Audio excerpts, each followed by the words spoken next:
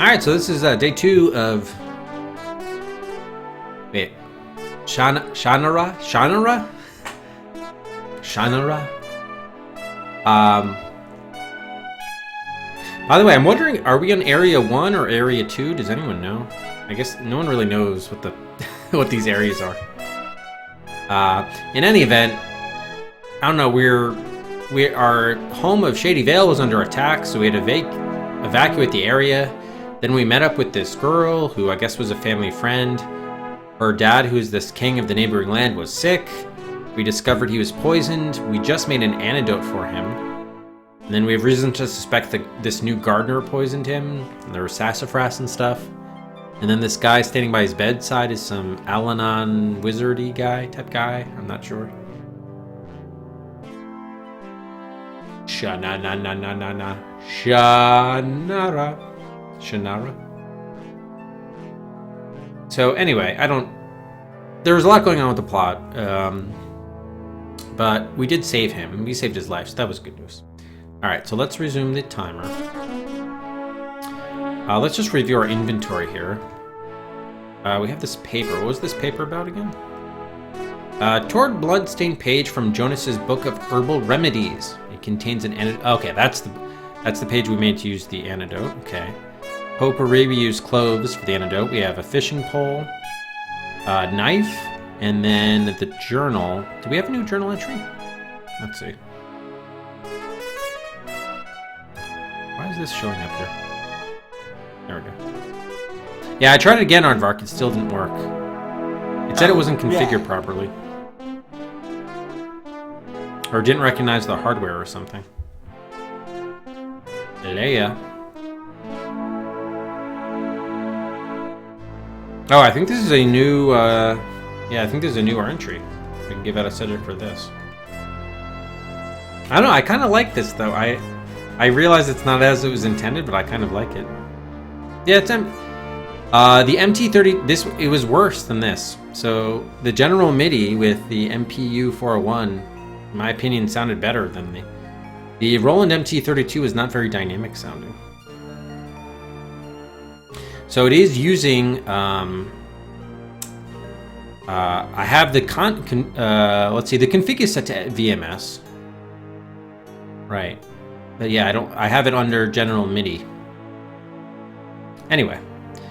So the town of Lee, I think they called it Lee instead as opposed to Leia. Yeah, what is this Shannara Chronicles? Shannara Chronicles? That was on TV. Is that a current show? Oh, it lasted 2 seasons. When did it get that show, Travis? Hey, classy fella. Arrived in Lee. Met Thomas, the gate guard, and he warned us that King Menyon is very sick. Shella and I went to see King Menyon. He was lying in his bed and didn't respond when Shella tried to talk to him. He looks very bad. In Menyon's bedroom, I picked up the teacup beside his bed. There was some leftover tea leaves at the bottom, and I thought it might be important. We visited the herbalist shop in Lee, and met Jonas, who agreed to help in any way he could. Gave the teacup from Menyon's room to Jonas the herbalist. He said the tea had been poisoned by Dredire. He looked up the antidote in his book, and he's got most of the ingredients in stock, but he said we need to find some dogwood flowers, some cloves, and some charcoal.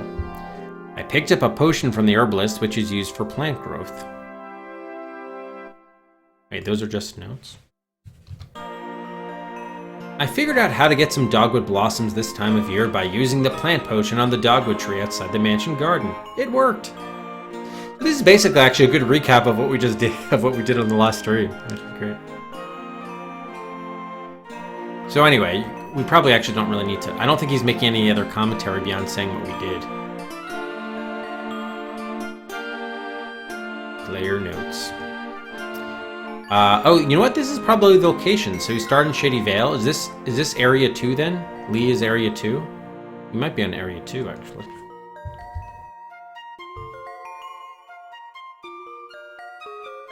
Shannara.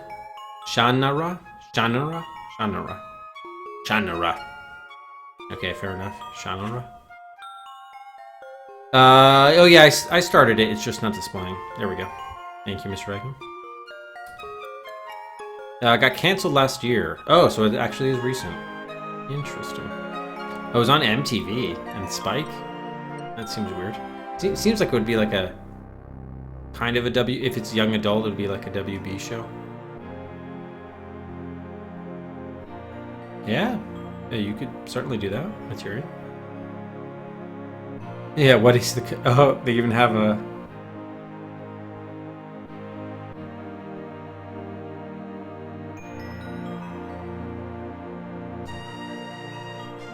Oh, the author's own pronunciation? Well, that's gonna be a long thing.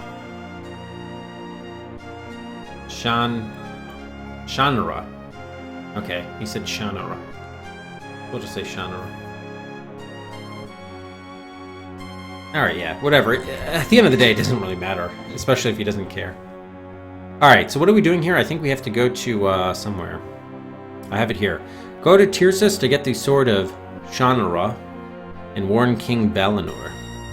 I think we gotta do something... It seemed as if we had to do something with this secret passage, but I guess not, at least now. So by the way, if this is Area 2, then I guess we're giving out 5 Cedrics for this.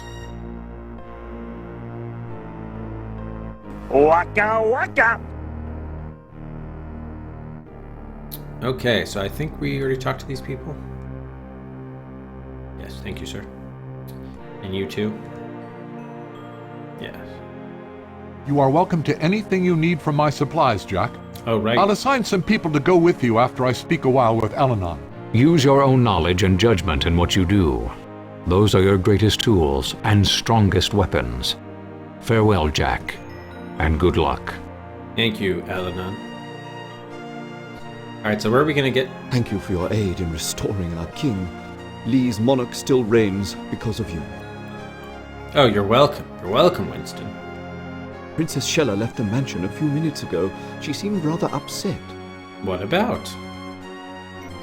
Princess Shella... Alright. So we can't do anything with this panel? Alright.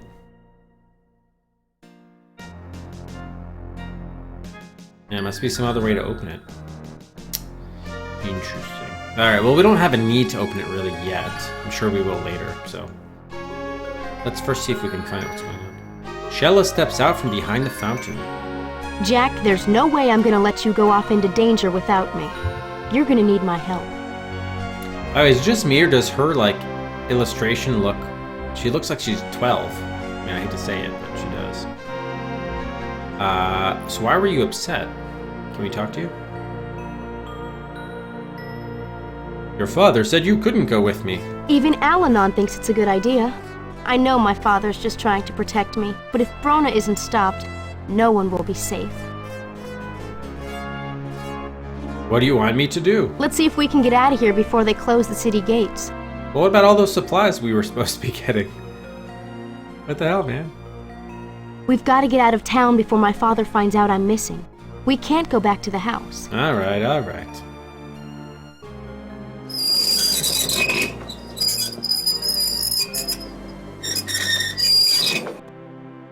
What was that? Thomas, we need to get outside the gates. Oh, they closed I'm the gate. sorry, Princess Shella.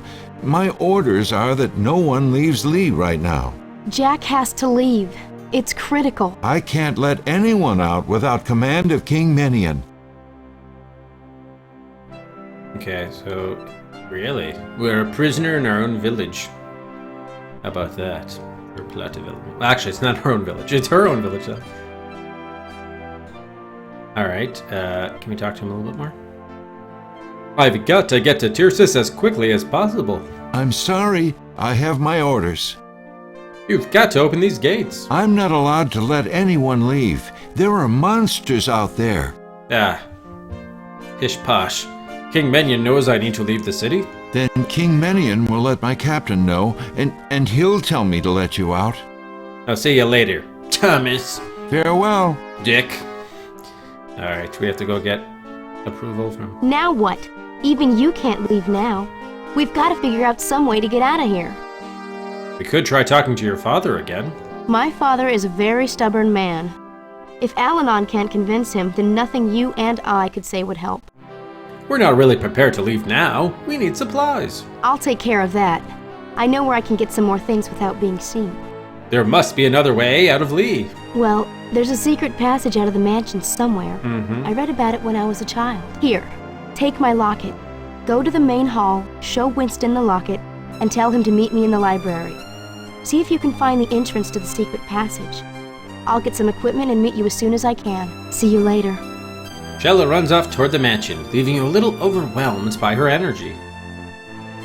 We are reunited with the locket. You walk up the path, open the huge doors, and enter the mansion.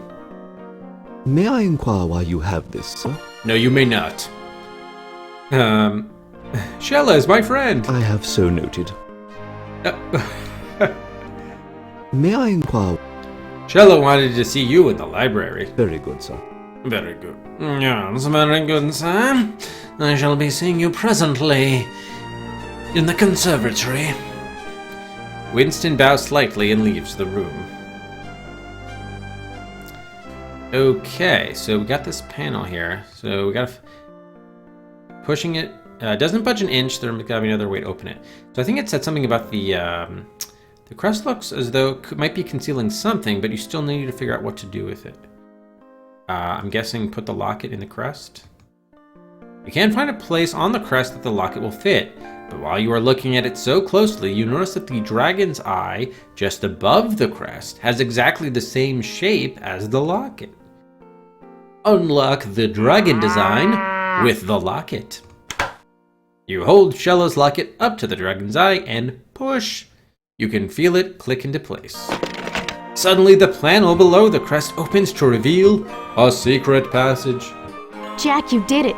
I've got the supplies. So that's why my locket was so important. It opens the secret passage. Let's get out of here before my father finds out. Together, you move into the secret passage. You shut the panel behind you as Shella lights a lantern. Shella hands you the equipment she brought with her. You sneak through the dusty, narrow corridors that run along the walls of the mansion. They lead to a carefully constructed underground passageway. Travel for a long distance in the stuffy, dark shaft. At last you reach the end of the passage. A huge stone door blocks the way out. With Shella's help, you shove the door open and walk out into the forest. Behind you, the door closes into the huge rock from which it was carved. No amount of effort will open the door from this side. I know where we are from here. Let's go. Okay. I recognize this area. The road to Tyrsis is west of here. We can follow it all the way there. How convenient. Alright. Let's save. Earth Machine! 8 months from Earth. Thank you so much, Earth, for the continued support. Thank you, Earth. Yeah, awesome. Thank you, Earth. We need a new game here to save. Road to Tyrsis. Hey, how's it going, Earth? Alright, so we just need to head west, okay? You're traveling through the wilderness. Actually, can I use the numpad? Yes. Okay, let's go west till we hit that road. We haven't seen any monsters. Isn't this the way we came to the, As we came from over that river. Is Tyrsis west of here? I don't know. Yep, there's a monster, or 3 of them.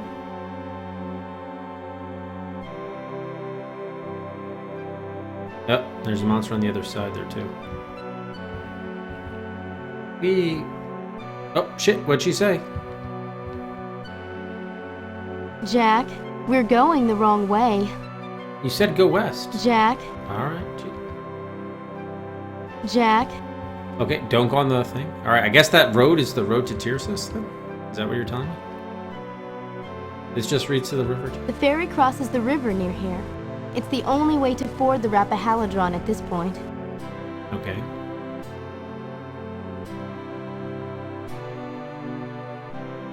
Plays GM with MT32.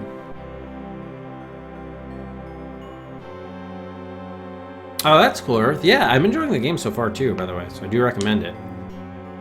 Probably a bit on the easier side, but it's entertaining. Oh, really? Slow. Interesting.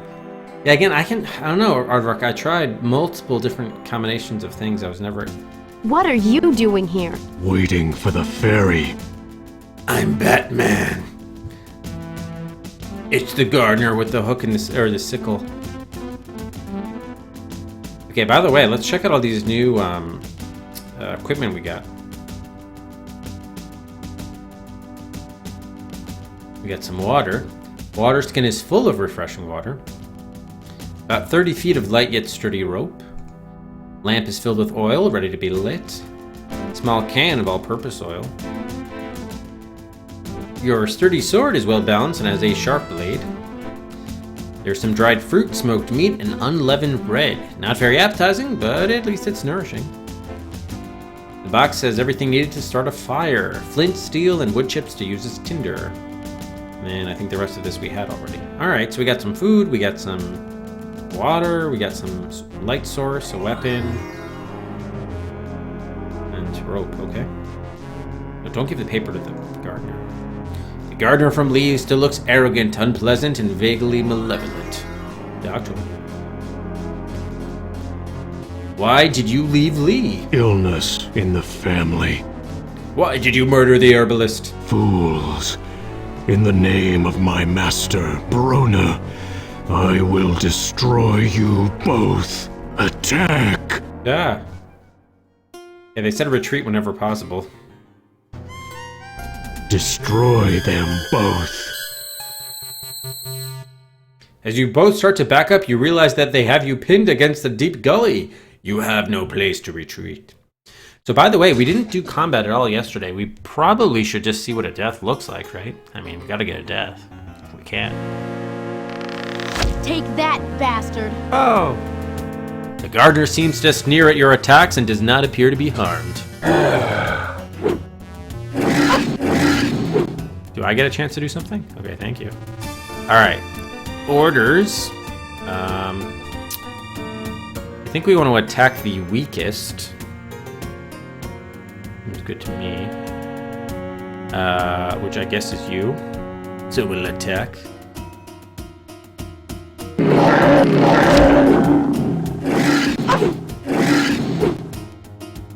Now, does my order still count from before or not? Do I have to do this again? Attack the weakest.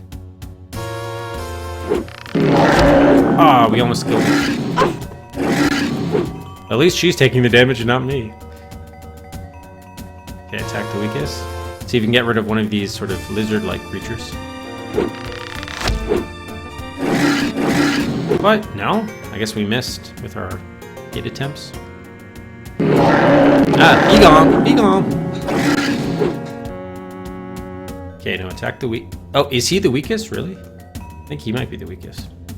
Yeah, there we go. He's gone. Alright, we're down to just the gardener. When we meet again, you will die. You don't get to run away. He teleported himself He just to die? disappeared. What? Alright, well, we won a battle. We beat some lizard guys. That was... eventful.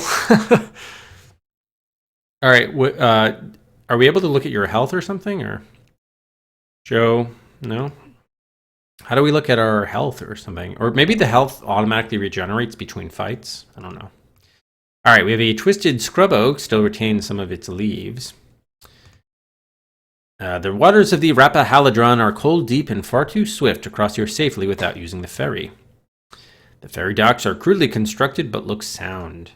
The road from Lee to Tircis is little more than a rutted trail. Oh, bush. The bush is gnarled and twisted but seems to be healthy. You see a solid wheel bobbing in the current, a wood wheel. A rope tied to it from the far dock has kept it from floating away down the river. The wooden raft on the far dock looks as though it is sturdy and well constructed. Yes, we have to find someone to get the raft, I guess, to our side. We also have a hut. Ferryman's hut looks as if it has been abandoned for some time. Interesting. Okay. Oh, there's a mechanism here, too. You see the frame where a pulley is supposed to rest. Unfortunately, the rope and pulley are not attached on this side of the river. Well, we do have a rope. Can we tie it to the mechanism?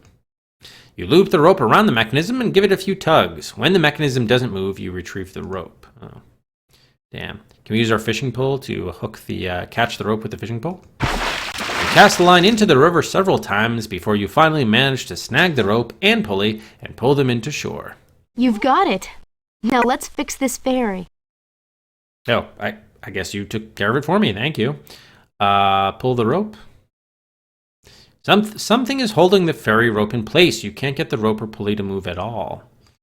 Interesting. What could that be? Oh, there's a brake here. The ferry control houses the pulley and brake system for the ferry. The brake system is controlled by a large lever that has been pulled towards you. This is keeping the raft locked in place on the far shore. All right, so we got to knock that somehow. Can we cast the line again? Well, I can't put it on the brake, but... All right, we got to throw something there, maybe. Shella. What happened to him? He must have used magic. He's gone. Are you all right? I'll be okay. Oh, what a pleasant attitude.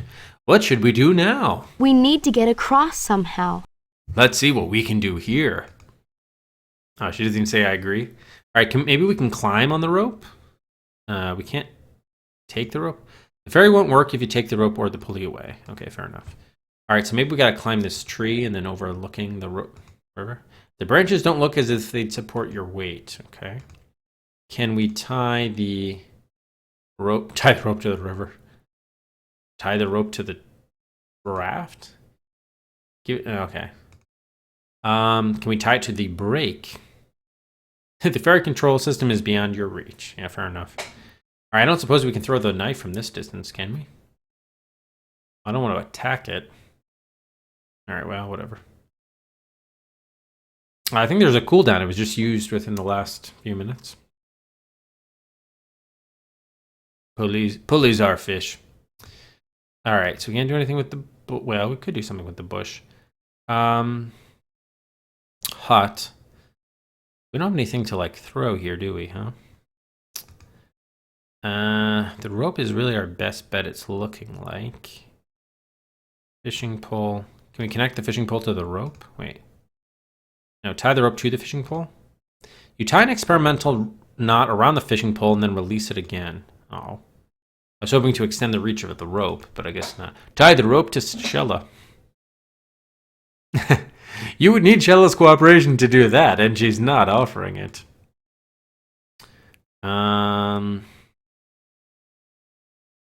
Break the rope. Tie the rope to... Well, one rope's already tied to the mechanism. We can't tie the rope to the rope. Yeah, so how are we going to get over there? Can we swim in the river? Cross the river. The river is too rapid here to cross without the ferry. Currently, the ferry raft is on the far side of the river. Enter the river. The waters of the Rappahalladran are cold, deep, and far too swift to cross here safely without using the ferry. Can we tie the rope to this sword? No. Okay.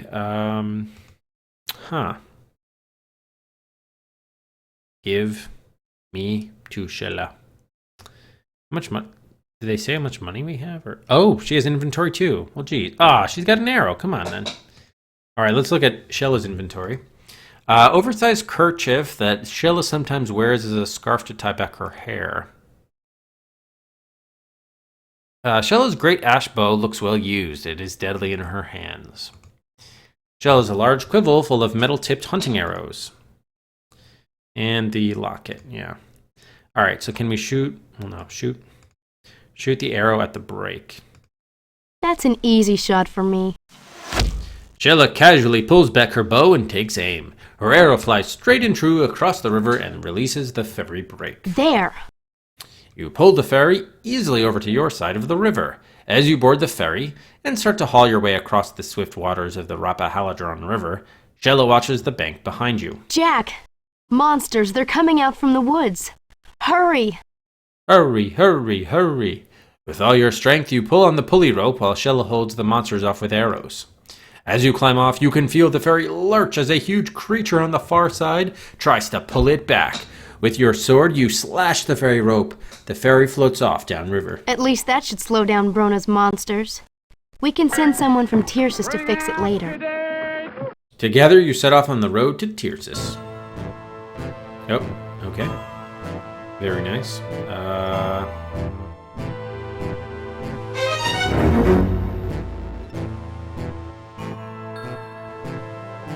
Yeah, someone just used it earlier.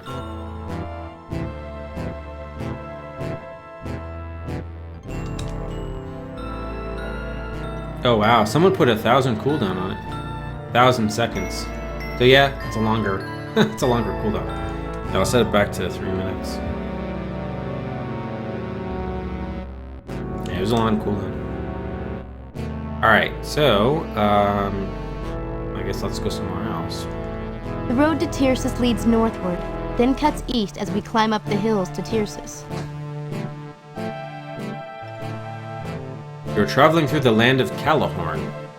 You're traveling through the Calahorn foothills. By the way, does this tell us hills or road? Oh, you can just click and then go in that direction, right? Yeah, that's easier. As long as there are not monsters. Which is a big if. Oh, like right there. Should've. Oh, but that's actually nice if they stop the automatic command once a monster becomes in play. There you go. Nice.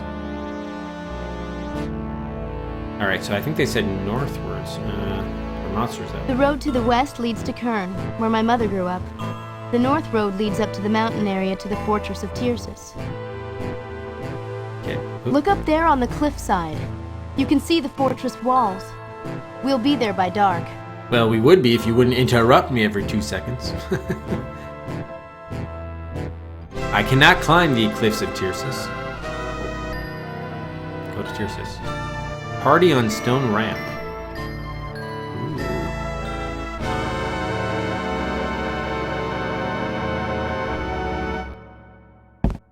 You approach the fabled city of Tirsus. Built upon a high plateau and protected by sheer cliffs to the south, it has stood as an impenetrable fortress for centuries. As you climb up the immense stone and iron rampway that rises to the gates of Tirsus, you remember the stories your father and uncle told you of Balinor and Menyon defending the city against Brona's armies. Shella is equally quiet and looks as though she too is remembering tales of her father. The ramparts of the fortress are lined with torches. You can see figures moving around the outer wall. Nearing the city gate, you pause as the odor of decay assails your nose and a chill runs through your body. What's going on here? Those aren't people. They're corpses. Walking corpses are trying to get into Tirsus. Guard! Guard! Who's out there? Announce yourself! Princess Shella of Lee and Jack Ohmsford. Well, your highnesses, you better go find some safe place to hide. You can't get in here while these monsters are around. Some hospitality. What should we do? We can't just stand here waiting for dawn.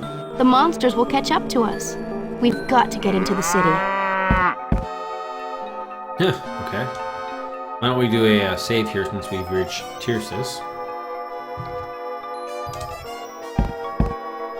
Take a look around. The watchtower is manned by a single surly guard. The rocky path you stand on is the end of the steel and stone walkway which provides the only access to the fortress. The boulder must have been here since before the city was built. The enormous walls which surround Tirsus have withstood many an army over the ages. Right now they've been oiled down to prevent the zombies from climbing over. The huge gate vibrates from the pounding of the walking corpses. These emaciated creatures look like corpses that have just risen from their graves. They pound on the walls with single-minded determination, ignoring you as long as you keep your distance. A large bell near the shuttered window is obviously there to summon the guard. The narrow slits in the walls afford protection for archers defending the city. Shutters block off a window through which a guard normally keeps watch. The torches illuminate the walls on this dark night. The battlements of the fortress look strong and secure. Oh, wait, crevice? You can't even see the bottom of this crevice. You cautiously take a step back from it. That was another arrow slip. Alright, is there anything else we're missing here? Looks to be it. Alright. So we can't fight them, huh? Let's ring this bell. You can't get near the bell without going past the walking corpses. Something tells you that would not be a very good idea. So what should we do? Create a distraction. Oh, I'm at full health. Oh. What are walking corpses? I've only heard of them in stories my brother told at night to frighten me. They were supposed to rise out of the grave at night and eat the living. The corpses don't seem to notice us yet. Maybe we can find a way to alert the guards and have them drive these things off. I'd hate to have to fight them.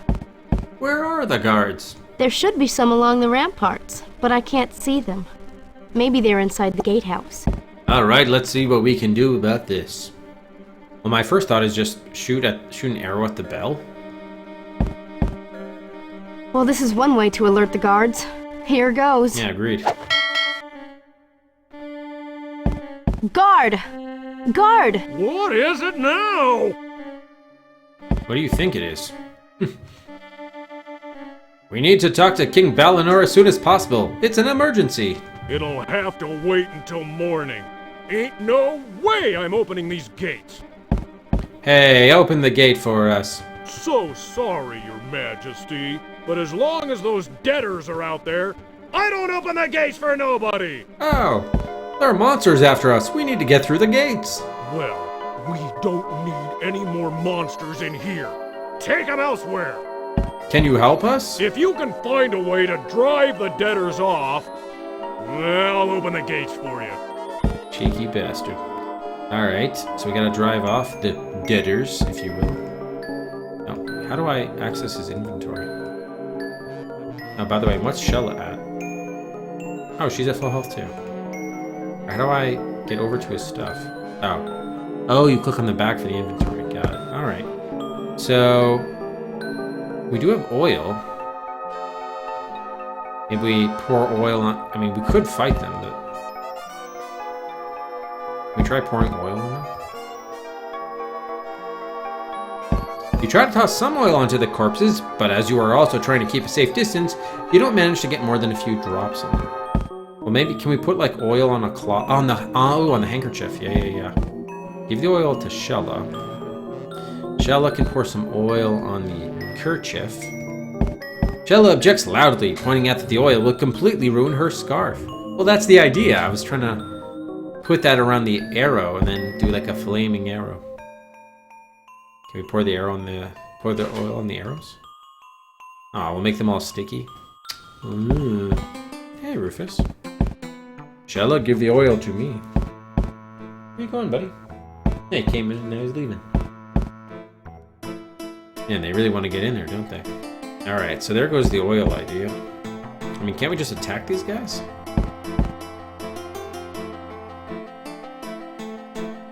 Look out! They're attacking! Yeah, we can.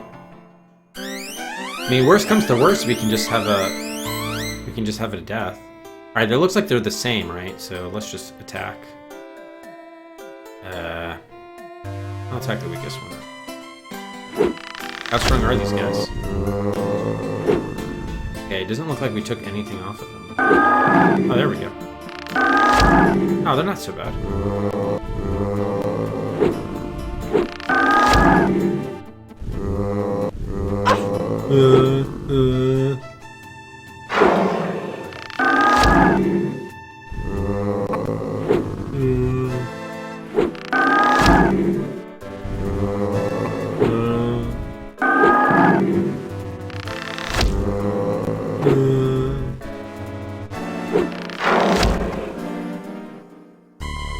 Although you have managed to destroy 2 of the Walking Dead, more quickly arrive to take their place. Alright, well, we'll at least give a Cedric because we beat a new enemy. Why not? Alright, so clearly it's a puzzle solution, as it turns out. Okay, can we climb the tower here? Walls have been oiled down to prevent enemies from climbing them. Unfortunately, allies can't get over them either. Use the fishing pole. Cast... put it on the... Ventilation? What? Give it to the walking corpses. He cannot be bribed. You can't get close enough to do that. Okay, too bad. Alright, can we tie the rope to the something? Tie the rope to the sword. Wait. Yeah, okay, you can't do that. I was trying to think of somebody. Oh, maybe tie it to the torch? Make several attempts to lasso the torch, but you can't get close enough to get anywhere. We can't do that to the crenellation either. Or we can. You loop the rope into a lariat and toss it over the heads of the zombies, trying to lasso the crenellation. Unfortunately, you can't get close enough to the wall to succeed. What about to this crenellation? No, not close enough. Alright, what do we need, like a catapult or something? Alright, well, we gotta drive them off. I think that was the idea. So maybe we need to, going back to my, like, oil idea.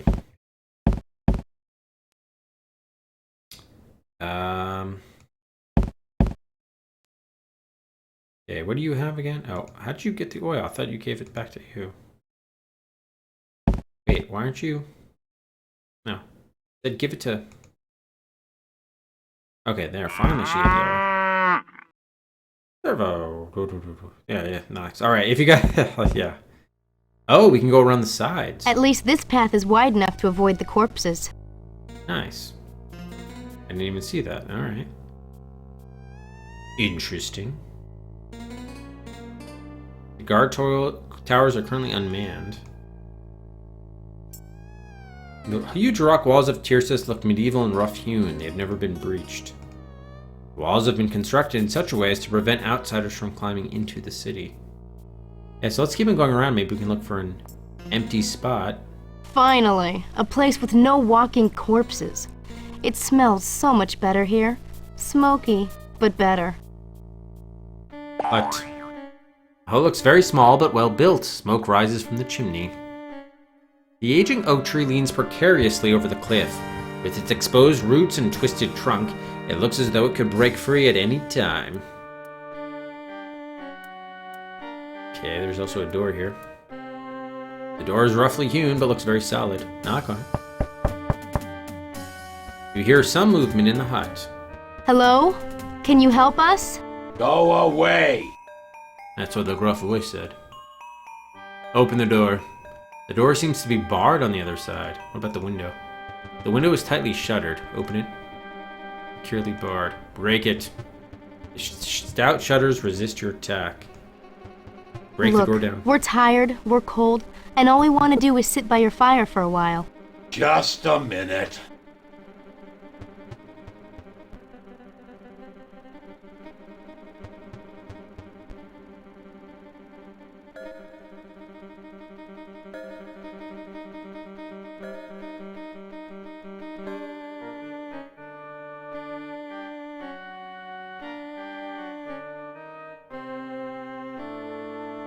All right.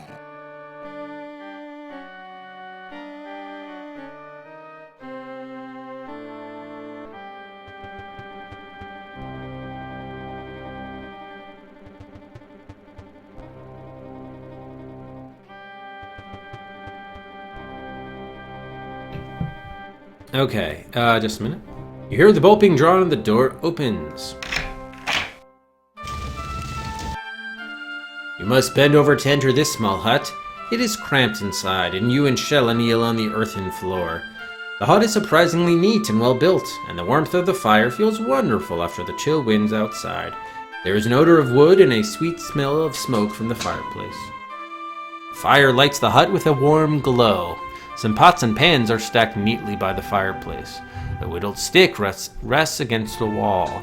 The only furnishing is a short bench by the fireplace, and on that bench is the hut's inhabitant, a grizzled dwarf. You introduce yourself and he mumbles, "Brendel." Then he stares at you with distrust. Why are you here? I don't know. The grizzled old dwarf is watching both of you with distrust. Brendel's wood-cutting axe looks well honed and oiled. It obviously sees quite a bit of use. The thick log is used as a chopping block, where Brendel keeps his axe when he isn't using it. This is an ordinary woodcutter's saw. Cooking pans and other utensils are neatly arranged around the walls. Sturdy support bends beneath the weight of the large pot hanging over the fire. Okay. Doctor. We've come to warn Tirsus about the monsters. You're late. Monster's been here for weeks now. We need to talk to King Balinor about Brona's return. Brona back? How do you know? Alanon told us. Alanon, eh? He should know. Bad news. Very bad. We can't get near the gate because of the walking corpses. You talked to the guard? The guard won't let us in until the walking corpses are gone. Sounds like him. Why aren't there any walking corpses around here? Don't know. Haven't been bothered lately. Used to have to fix the hut every morning after they got through with it at night. How do you survive the walking corpses? Mostly, I avoid them. Sounds like a good strat.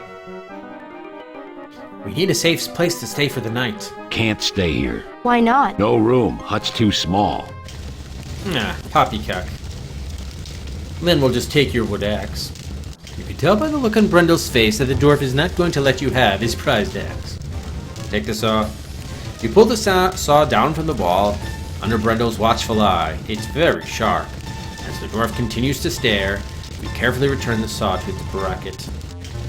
The cooking pot is completely empty. Glancing around the hut, you don't see any food. You wonder how long it has been since Brundle has eaten. Bribe him with food. Put the food in the pot. It's not polite to just drop food into someone else's pot.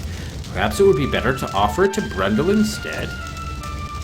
Hand some of your food to the dwarf. No thanks. Why not? You're helping us by sharing your hut. The least we can do is share some food. The dwarf eyes you both suspiciously, then shrugs. Takes your food, mixes in some spices, then cooks a warming, tasty stew, which he shares with you both. This stew is great. What did you use to flavor it so? Laurel smoke adds a lot. Laurel? Isn't laurel supposed to drive away evil? Could be. Now that you mention it, haven't noticed the walking corpses around here since I started burning it. What was that about laurel wood? Since I started burning it, I don't think I've been bothered by the corpses. Do you have some laurel wood we could borrow? Sorry, I'm out. Do you know where we can get some laurel wood? I think there's a laurel bush on the other side of the castle. Why are you here? The dwarves of Cullhaven sent me to get back Hendel's mace. Hendel's mace?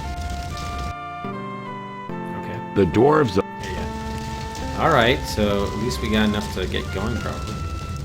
Brendel asked you to leave his pan alone. Alright, so we just need to find the laurel bush. Fair enough. By the way, let's look at the journal here. Did we get a new... Oh yeah, so we're in Tirsus, so this is Area 3. So we can give out Cedric's for that.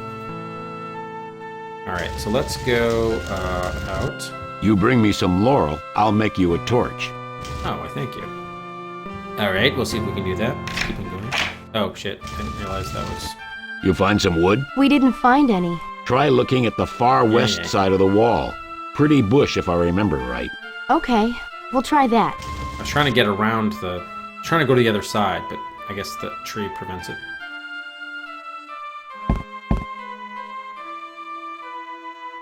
Those corpses seem to be all around the city.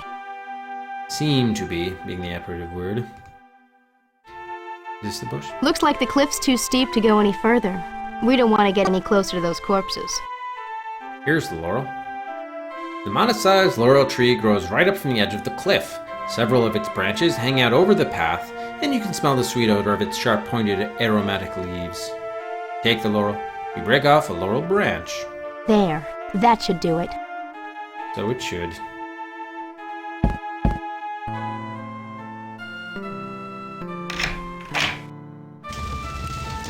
You find some wood? I did. I'll use these branches to make a torch. You can use it to drive off the walking corpses and get into the city. Why don't you come with us? Can't get past the gate. Why not? Guard won't let me in. We'll try to talk him into it. Besides, if this doesn't work, we could use your help. All right, here's the torch. Let's go. You needed a little persuading. The walking dead seem to be avoiding you. As you bring the laurel torch near the walking corpses, they seem to paw at the air around them and then move off. Yes! That did it.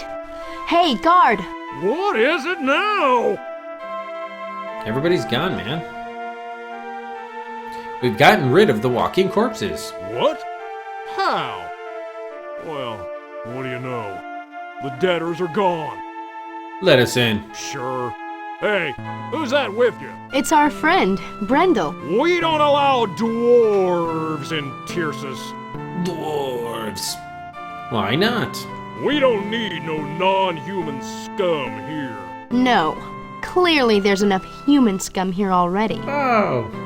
We'll vouch for him. Oh, right. The king and queen of Lee come to call on King Balinor in the middle of the night with a dwarf. Sure. I am Princess Shella of Lee. Oh, pleased to meet you, your highness. The dwarf Hendel saved the city of Tyrsis during the war. Yeah, and her highness's father is the king of Tyrsis. Dwarves are our allies and friends. Well, you can have a dwarf for a friend. You just can't bring him into Tyrsis. What's going on here? The debtors come out at night, and the gate is shut. That's the way it's been for weeks now. Excuse me a minute. Yeah, take your time. I ain't going nowhere. We can break our way in. Open the gate. The gate is securely locked and barred. Ring the bell again.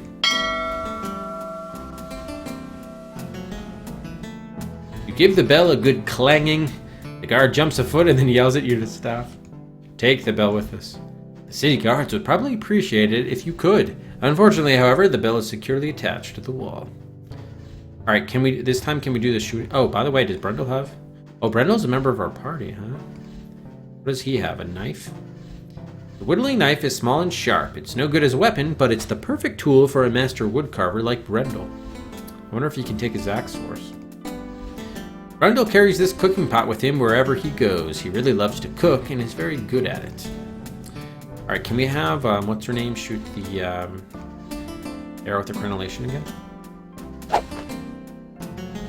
Shella fires a shot at the crenellation, but the arrow glances off and falls harmlessly. Oh, right, I forgot to tie the rope to it. Scheisse. Alright. So, oh, okay. Give the rope to Shella. Shella, tie the rope to the arrows. Shella ties the rope to one of the arrows. Unfortunately, it makes the arrow too heavy and clumsy to shoot, so she unties it again. Oh, man. We're not going to be able to climb into this tower, huh? Alright, they've been oiled down. Okay. So probably there's another access point, I would think. Maybe this way. Jack, where are you going? We need to get into Tyrsis quickly, and this is the only way. Hey, Lester. The one and true ring. Don't worry, Lester. This time we have the one and true locket. Yes. It's a locket, see? Jack, where are... Alright. We can't go back. Alright, so can we shoot the guard? Shella smiles at the thought, but shakes her head ruefully. Damn it. Alright, give the rope back to you. So he's got a knife and a pot. Arrows in the kerchief, locket. Tinderbox. Let's light up this candle. Nothing seems to stick to the oily wall. We can't use the fishing pole, huh? This is no time to be playing practical jokes on whomever may be standing guard inside. The crenellation is out of reach. Tyrsis, what?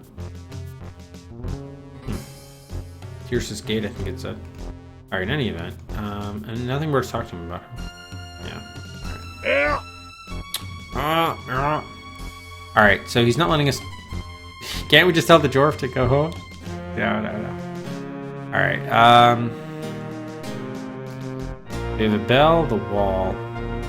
Is there any way we can get this torch down? No. They're set firmly in their holders. Can we shoot an arrow at that? Oh, stop. Torch.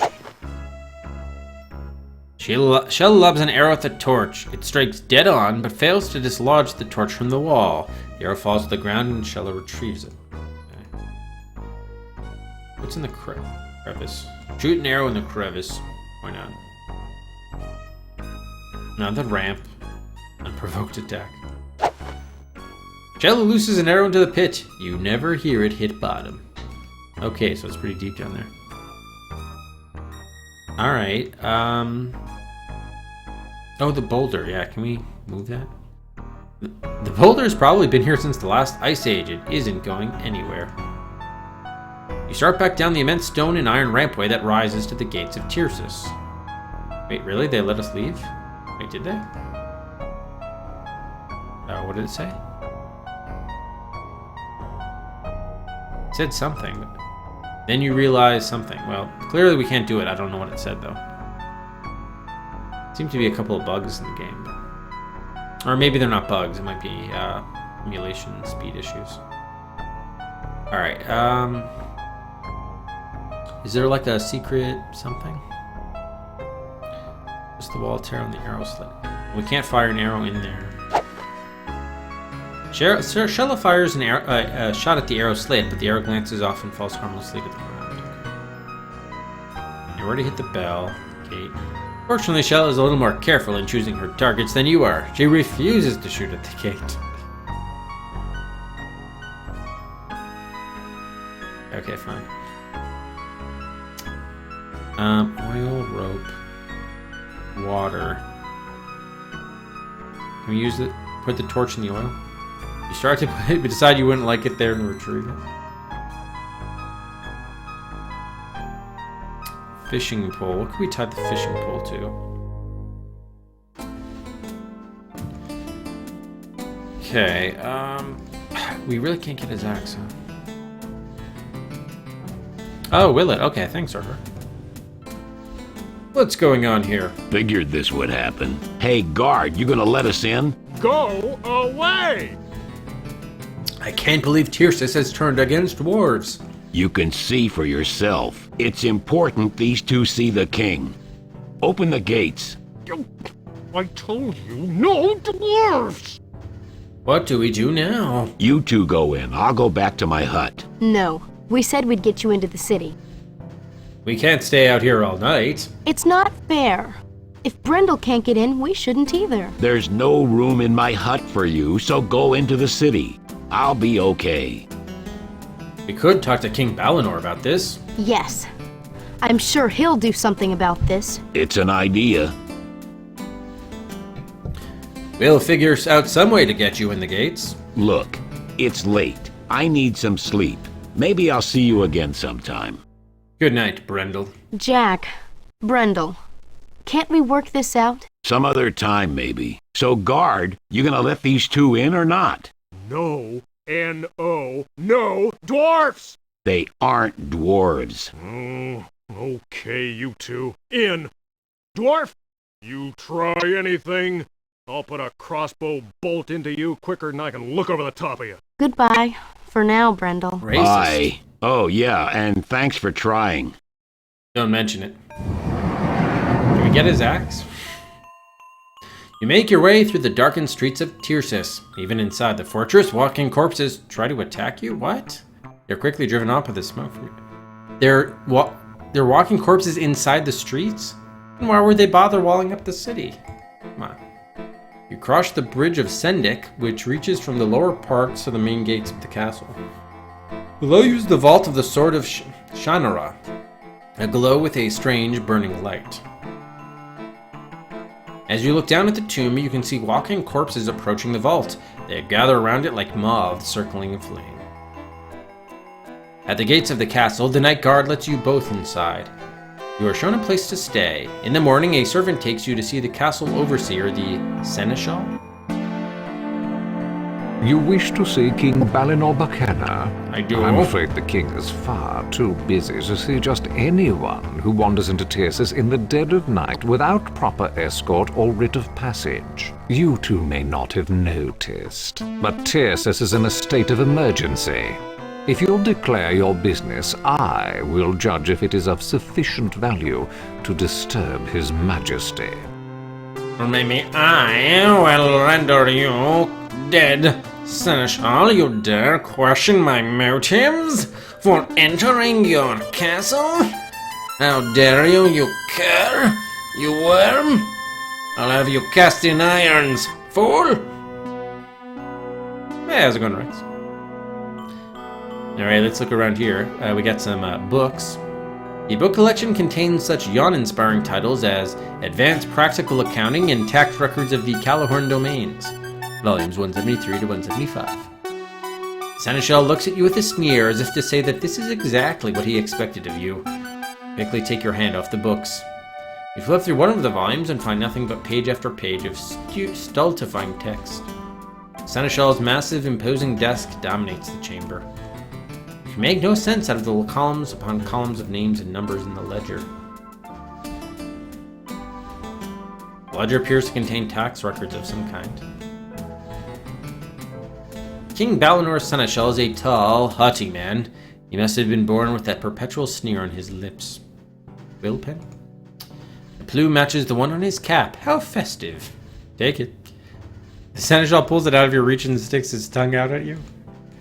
It matches the one on his pen. How cosmopolitan. The Seneschal bats your hand away. Alright, let's talk to him. The druid Alanon sent us here to warn King Balinor. The druid Alanon sent you? No one has seen him since the war. Years past. We saw him in Lee when he spoke to my father. Oh yes, your father. I believe you said that your father was King of Lee? My father is the King of Lee. So you claim. Lay's chips. Oh yeah, Oh, he's got two different Lark ones, huh? Interesting. We need to claim the sword of Shannara to use against the Warlock Lord. Claim the sword of Shannara? Who do you think you are? The one true king? Yes. I'm Jack, the son of Shay Omsford, heir of Shannara. Shay Omsford's son, come to claim his elvish heritage?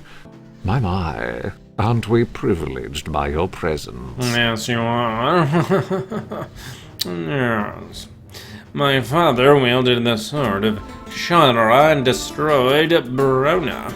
Well, if your father destroyed the Warlock Lord, it seems a bit odd that you need the sword to destroy him again. I agree. It was my father who donated the sword of Shannara to Tircis. And, as I understand it, you intend to take it back. I suppose one needs to expect such things from those with elvish blood. Oh. The Warlock Lord Brona has returned to take over the world.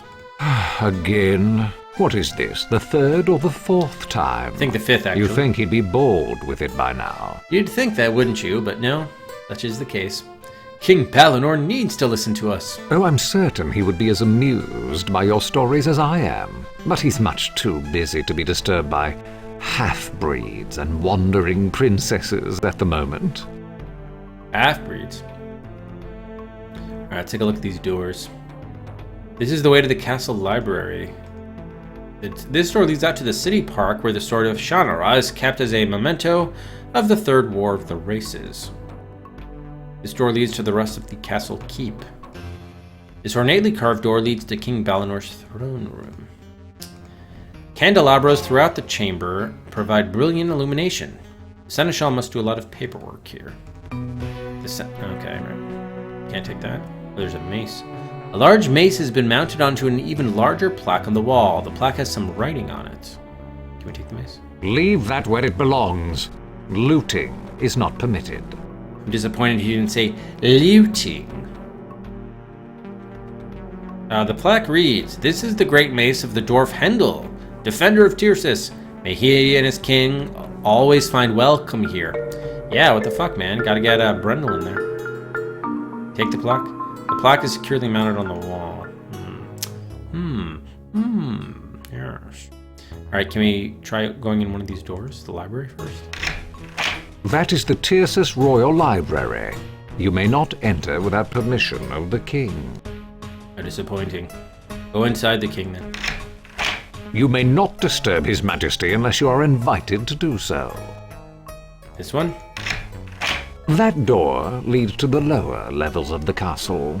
It is not your privilege to wander there. I would like to see the wine cellar where my father and the dwarf Hindle stood off Brona's army during the last war. Such a tour can be arranged later, if you are still in Tyrsis. Yeah, voice acting is very good, with the exception of, I think there was one person that was not very good. Yeah, and thanks very much for the follow. Who was it? Waz? Sorry, didn't come through here. I missed it. Waza1! Welcome to the Last Adventure Quest. That door leads down to the parks surrounding the castle. If you wish to see the vault of the Sword of Shannara, you may do so with my permission. You follow a long passageway that leads to a guarded door. The guard allows you to exit to the park. As you follow the path leading to the vault, you feel a chill run down your spine. What is that thing? It looks like a wall. Or looked. Flame barrier. Alright, let's get another save here. Tyrsis.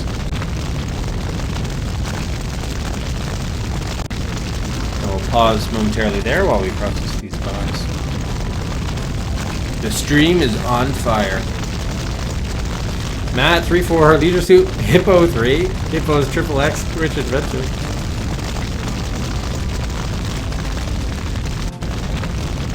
No, it's going directly after Shivers. Only 6 behind now. And then Dark with a gun for Once Upon a Forest continues as the favorite with 17 there.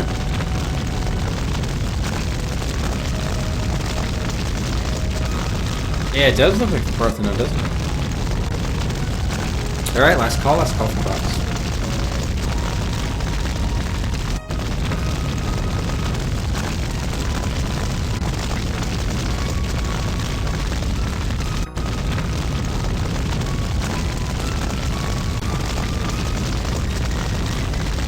Okay.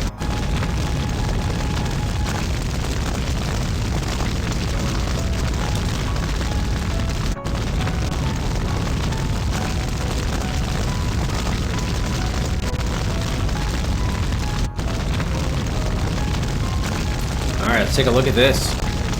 Intense heat radiates from the obviously magical flame barrier that surrounds the vault of the Sword of Shannara.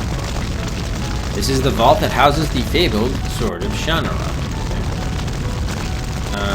Touch the flame barrier. The skin would burn off your hand in seconds. Don't even think about it.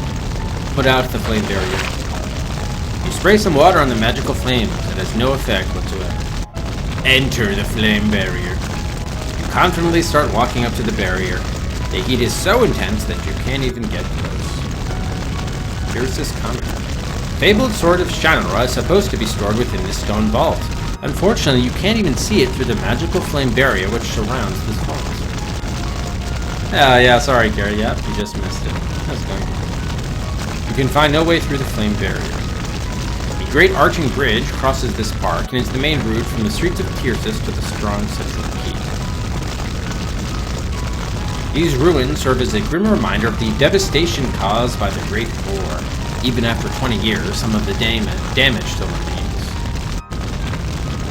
The central castle keep looms tall and strong above the park. It has never been taken by storm. This is but one of the many stately trees that grace the city of Tyrsis. Alright, so I need a grass right now. You probably gotta put out this fire or something. We have water, but that didn't work, right?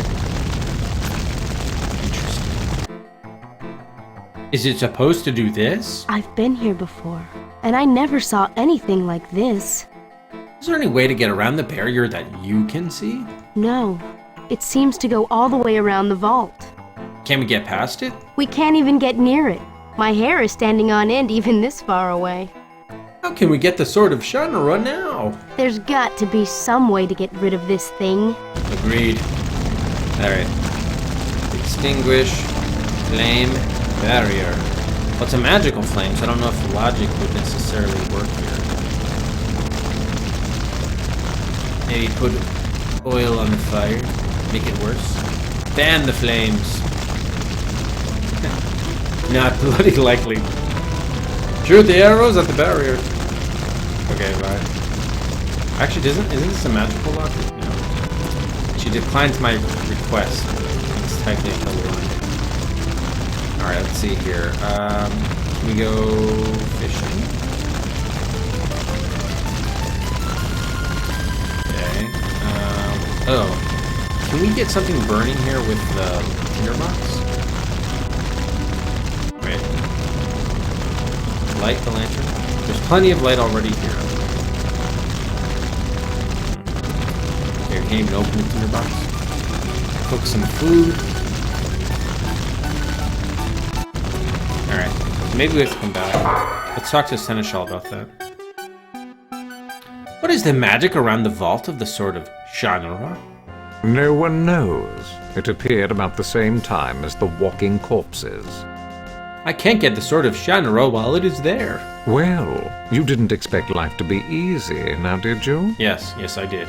Is there some other way into the vault? There is only one way into the vault, and unless the barrier is banished, you will never get the sword.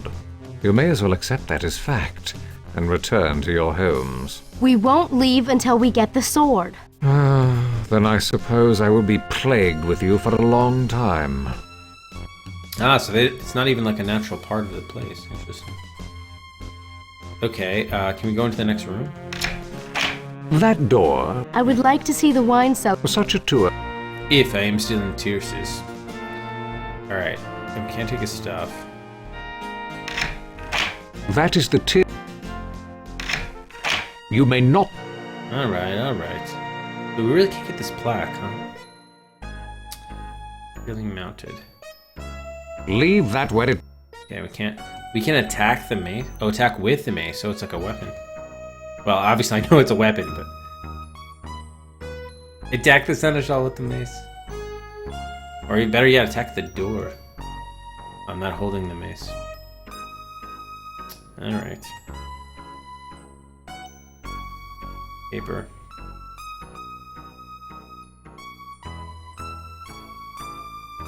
Alright, so I don't think we need the, this is more like a log, right?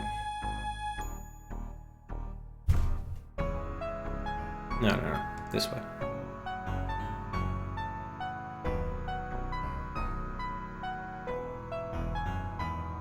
Okay. Alright, so we really can't... I have a feeling there's like another item here somewhere.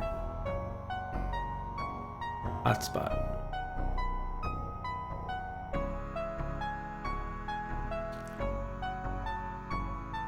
Ugh.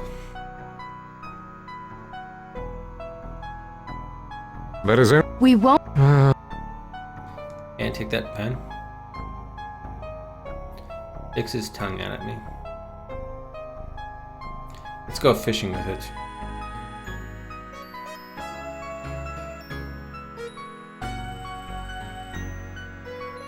You're in a large office near the castle entrance. The ornate door just ahead obviously leads to the throne room. Other doors lead off in all directions. Alright, can we leave? Let's see. Can we see? Considering how difficult it was to get into the city, Shella isn't going to let you leave until you've spoken with King Balinor. Oh, so we can't even talk to, what's his name? Brendel? That's kind of disappointing.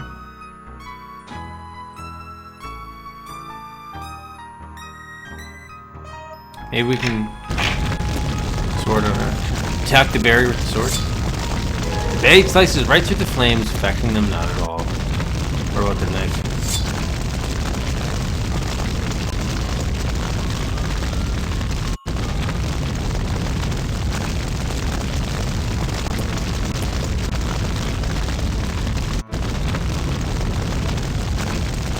We can cross the bridge. Can't enter the ruins.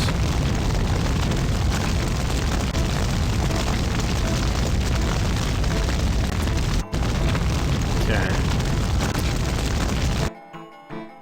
We don't seem to be any closer to getting rid of the barrier yet. You can find a way if anyone can, Jack. Oh, well, thank you, Shella. If Alanon were here, he'd know what to do. Alanon is busy somewhere else. We're the ones who have to do this. Aww. Is there anything we can do here? Until we get some answers from somewhere else, we can't do anything here. Agreed. Let's go back to the castle. Well then, I try to go somewhere else in the castle. So, you have returned. The so-called Princess of Lee and her escort, the would-be heir to the Sword of Shannara, How may I be of service to you now? Can we actually talk to you about something else? No. Oh, I'm certain he would be as amused. Cheeky bastard. Can we take your book? Alright, maybe he'll respond if we give the sword to him. He holds the sword out for the seneschal's inspection. He cocks an eyebrow, glances down at it, and then looks back at you, clearly unimpressed. I think we're supposed to do something with that mace, to be honest. Maybe we can tie it to the mace. You tie... No. Gives a little but doesn't pull free. Damn. Tie it to the plaque? No. Can we pull down one of these candelabras? No. Let's tie up Seneschal. Lynching him might satisfy your immediate urge. Lynching? Uh-oh. Stream dead?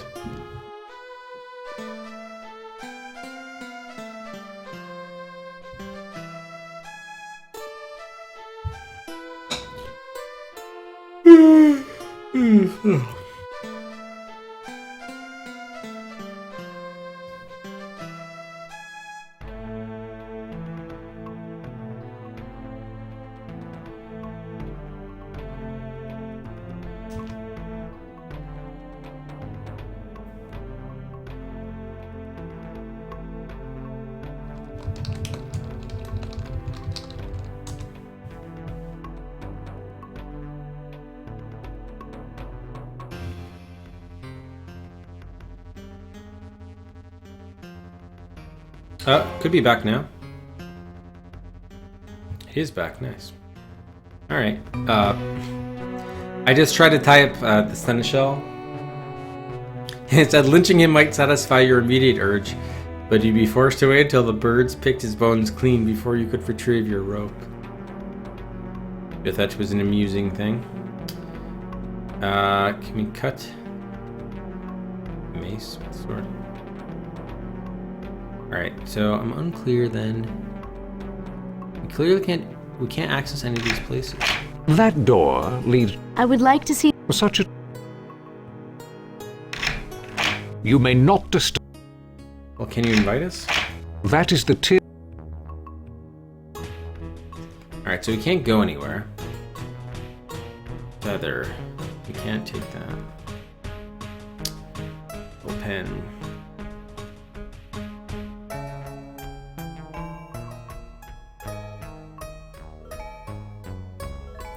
Would you like a kerchief? How about the locket? The insignia of the House of Lee. I presume this is yours, Princess Shannara. No, I stole it. Very humorous. However, I will Nice. make the proper arrangements, and perhaps the king will be able to see you sometime later. So we proved It's our critical identity. that we see him as soon as possible. I will so inform His Majesty.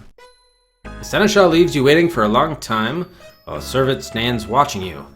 Finally, he returns and escorts you through the doors to the throne room of the king.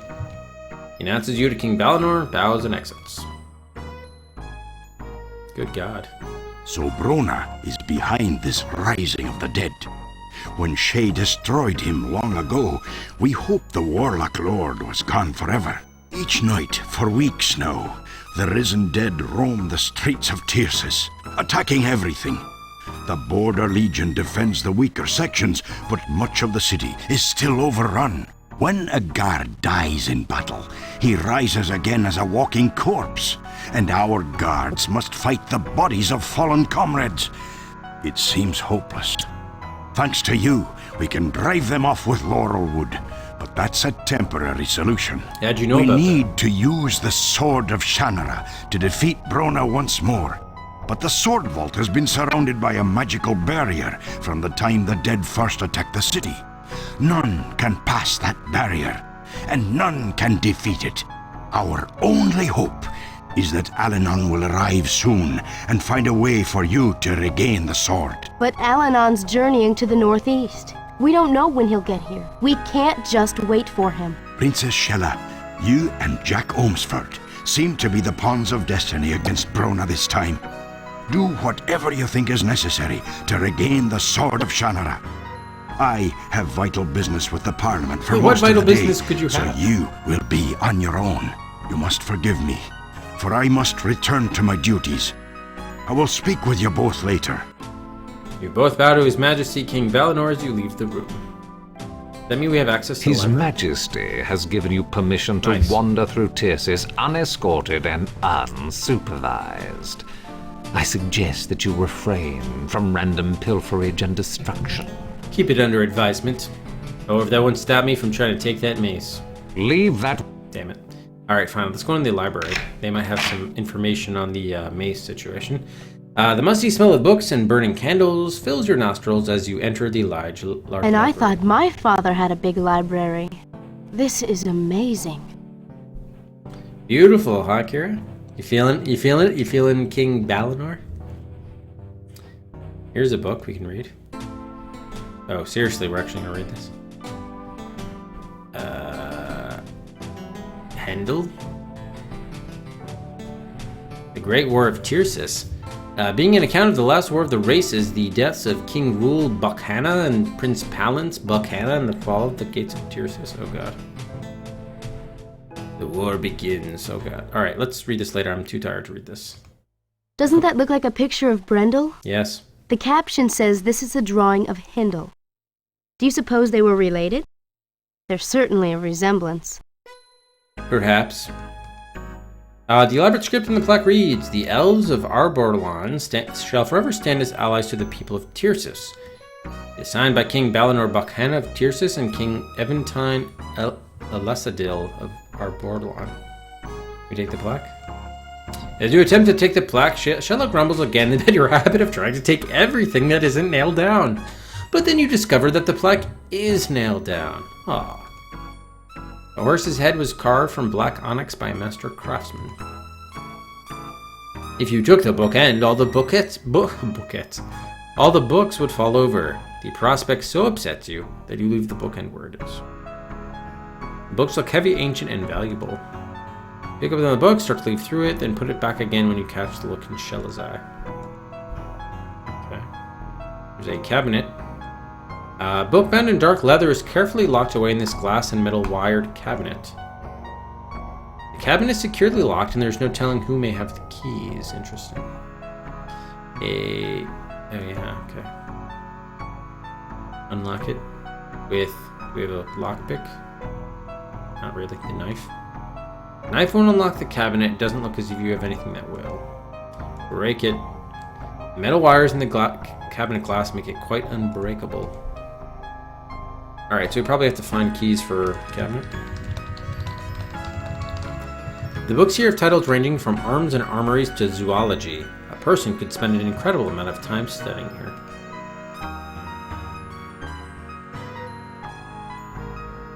Wheel of Candles provides most of the light for this section of the library. Swing from the chandelier. A sudden urge comes over you. You leap up into the air and grab the chandelier. You swing back and forth, scratch yourself under one arm, and yell, "Ook, ook! Ook, ook, ook, ook, ook." After a while, you drop back to the floor. That was fun. By the way, what book was this? The Great War of Tircis, engraved in an elaborate flowing script. The book stand, like all the other furnishings in the room, has been carved from ancient oak. Can't take the book stand. Then why did you give it to me as an option?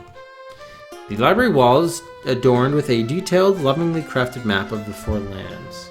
Yes, so we started in Shady Vale, then went to Lee, now we're in Tircis. I guess we'll be going to these places eventually. Her home, Shady Vale, lies in the southern region of the Four Lands. The Doln Forest is the forest of your homeland. The river looks small on the map, but you recall how large it seemed when you had to cross it. Lee lies just to the southeast of Tircis. The walled fortress of Tircis lies in the foothills of the central mountain range. The Great Basin of Calahorn is bounded by the Myrmidon River to the north and the Rappahalladran River to the south.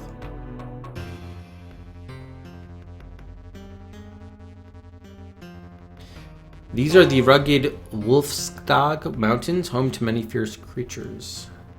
Colhaven is the small dwarvish town on the western border of the Eastlands.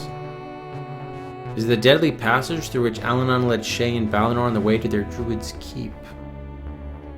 Remember your father's tale of Paranor, the Druid's Keep, where he and Aladdin sought the sword of Shannara. Arbalon, land of the elves, lies to the northwest of Tircis. The deadly Kirlak Desert is poisoned by alkali pools. Very few creatures can survive here for long. Most of the mountains in the Four Lands are steep and extremely dangerous to climb, like the Knife Edge Mountains.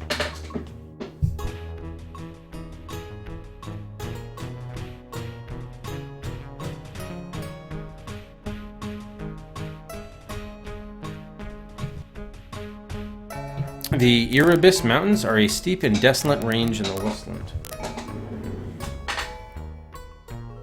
This huge rainbow lake is fed by the waters of the Rappahalladran, the Myrmidon, and the Silver Waters.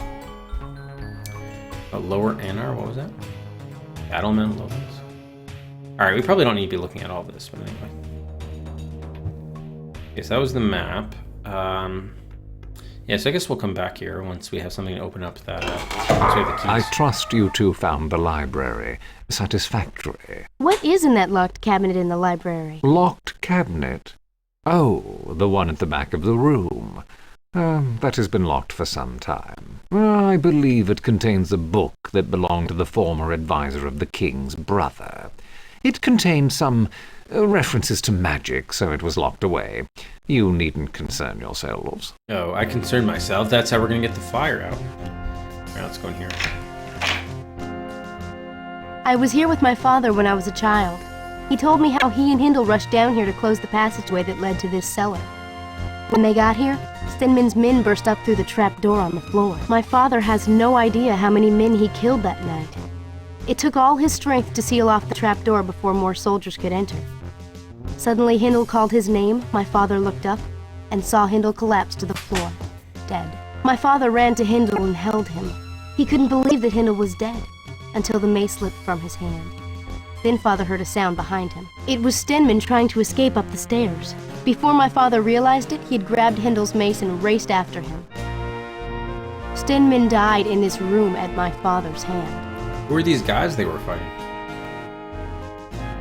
The plaque recounts some events from the Great War which took place in this room.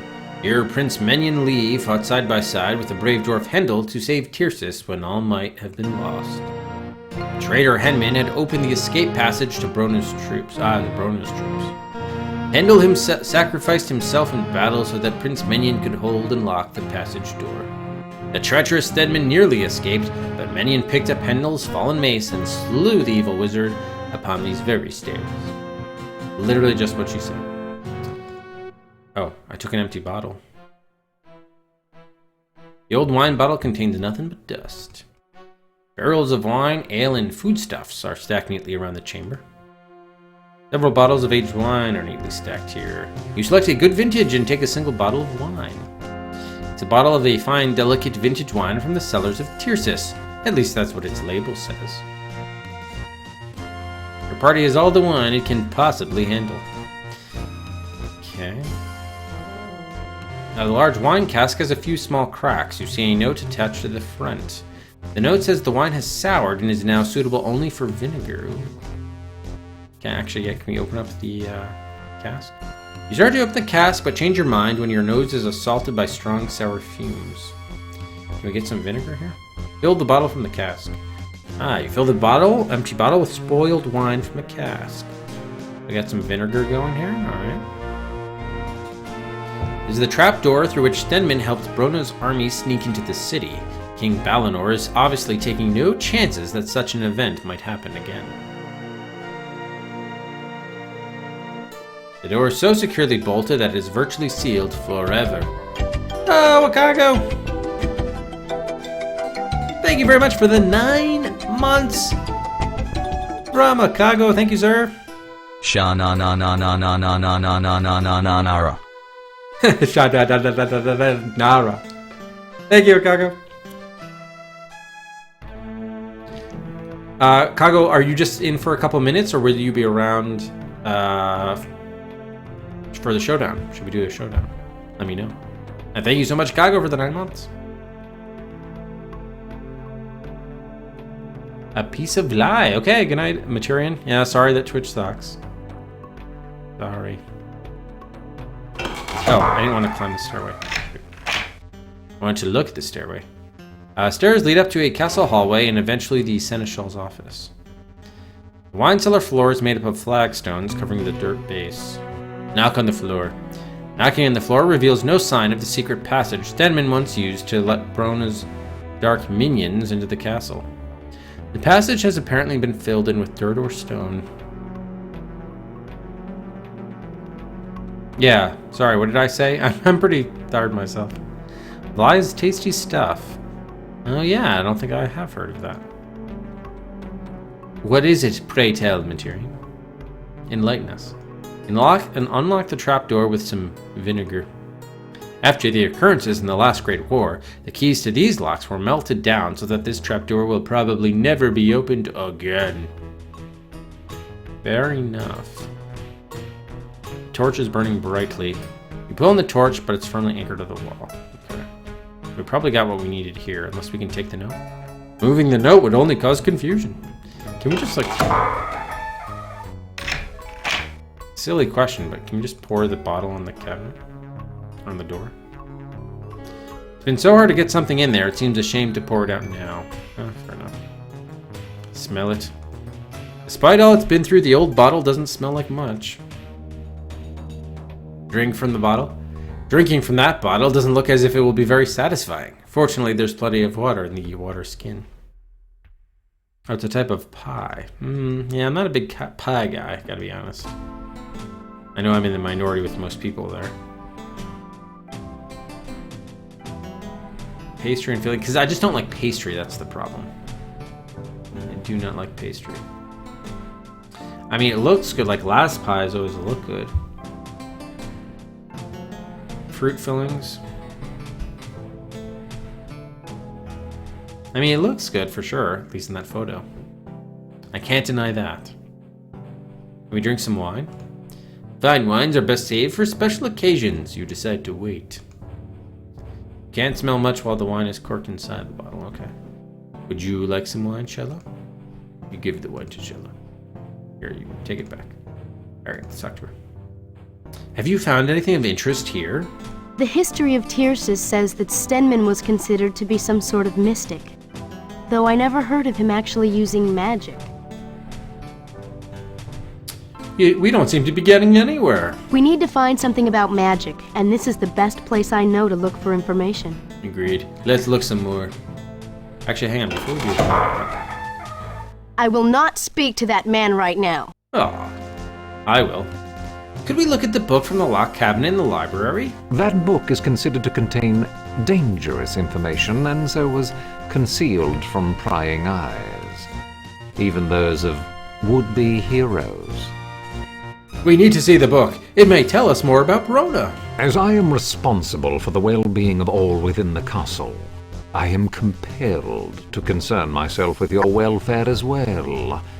The book will remain in the cabinet. Look, we need all the information we can get in order to save Tircis. As far as I know, no one elected you hero here. I did. King Balinor is dealing with the matter already. We can't get the Sword of Shannara unless we can get rid of the magical barrier. Can we, Shella? That means we'll be hanging around disturbing you for a long time. I suppose you think threats will make me open that cabinet. It's your choice. If the book does help, we'll be out of here all the sooner. Otherwise, we may be here for a long while. Very well, I shall open the cabinet. Aha! I only hope the book is every bit as dangerous as it is reputed to be. Wow, didn't need much convincing. The seneschal leads you into the library. Carefully taking a small key from a silver case he holds, he opens the cabinet doors. There now, I hope you are quite satisfied. Now, I'll return to my work, which is not to run errands for the two of you. Damn well should be. The seneschal leaves the room in an irritated fashion and closes the door firmly behind him.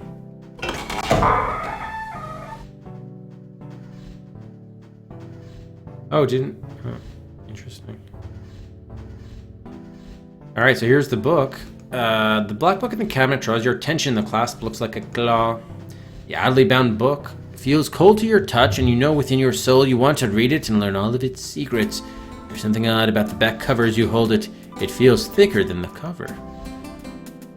Interesting. Oh, search the library. You look around and notice that the books on the shelves are fairly ordinary, but the book about the history of the war on the reading stand is something unique. Yeah, I better... Let me just put Read Great War Book. We're gonna have to do that eventually. Alright, you, invoke the book. Open the book. Oh god, with an actual hand. The Great Tome of Stenman, Necromancer of Calahorn. My Mastery of Tircis. I, Stenman, Mystic and Necromancer of Calahorn, record my brilliance upon these pages, that all who follow me shall know of my victorious conquest of the city of Tircis, and my courageous overthrow of the tyrants who once ruled this land. You have the privilege of knowing how subtly and slyly I subverted the rulers of this land, and how cunningly I destroyed them. You will witness my success and bow before my genius. Too long have I advised fools who had no notion of my greatness. I was meant to rule rather than to serve. Thus I called upon the great warlock lord to give me the power of magic in order to thoroughly destroy King Rule Bakhana, and make certain that his sons shall never rule in his place. Oh my god, how long is this one? Okay, it's not too bad. 4 pages. Brona heard my plea, and I signed a pact with him, swearing my allegiance to serve forever the Warlock Lord. Then Brona granted me the dark knowledge that I so desired. The art of necromancy is now my own. I have a spell which summons the dead, and the means to force the shade to do my will. I can destroy or free the dead as I so choose. I am now the master of death itself. Now I begin my destruction of the Bakhana family. How cleverly did conceal myself in the secret room behind the throne to eavesdrop upon the plans of the King of Calahorn, learning that the Crown Prince, Balinor, was off following the accursed Druid Alanon, enemy of my master, the Warlock Lord. Therefore I befriended and deceived the idiot younger prince, Palance, convincing him to leave the city defenseless against the armies of the Warlock Lord. Hear how when Balinor returned to this city, I persuaded Palance to imprison his brother in the cellars below the castle. The weak-willed Palance is but a pawn in my plans. Soon, the king will perish of a mysterious illness, and Palance, mad with grief, shall kill his brother Balinor and slay himself with grief at the loss of his father. I will make certain of this, even if I have to do the tasks myself. This would be a great pity, for I am not a man of violence. I am only following the orders of my master. Hear how my... Didn't you just say you were born to rule and not to serve? What the fuck, man? Now you're talking about your master? Seriously? Hear how my plans have been set into motion, and Tircis will soon be besieged. I will lead the armies of the Warlock Lord through the secret passages below, in order to overwhelm entirely the castle of Tircis. As the great Brona has promised me, I will soon rule this land in the name of the Warlock Lord, who shall reign forever. By the pact with the Warlock Lord, I signed with my own heart's blood, and the magical spells that lie within this book, all this shall come to pass. I, Stenman, shall soon sit triumphantly upon the throne of Tircis. I, Stenman, will be king. You mentioned there were some spells? Did something freeze? What's going on? Oh, I thought that you said there was spells. Alright, I guess not. Try again.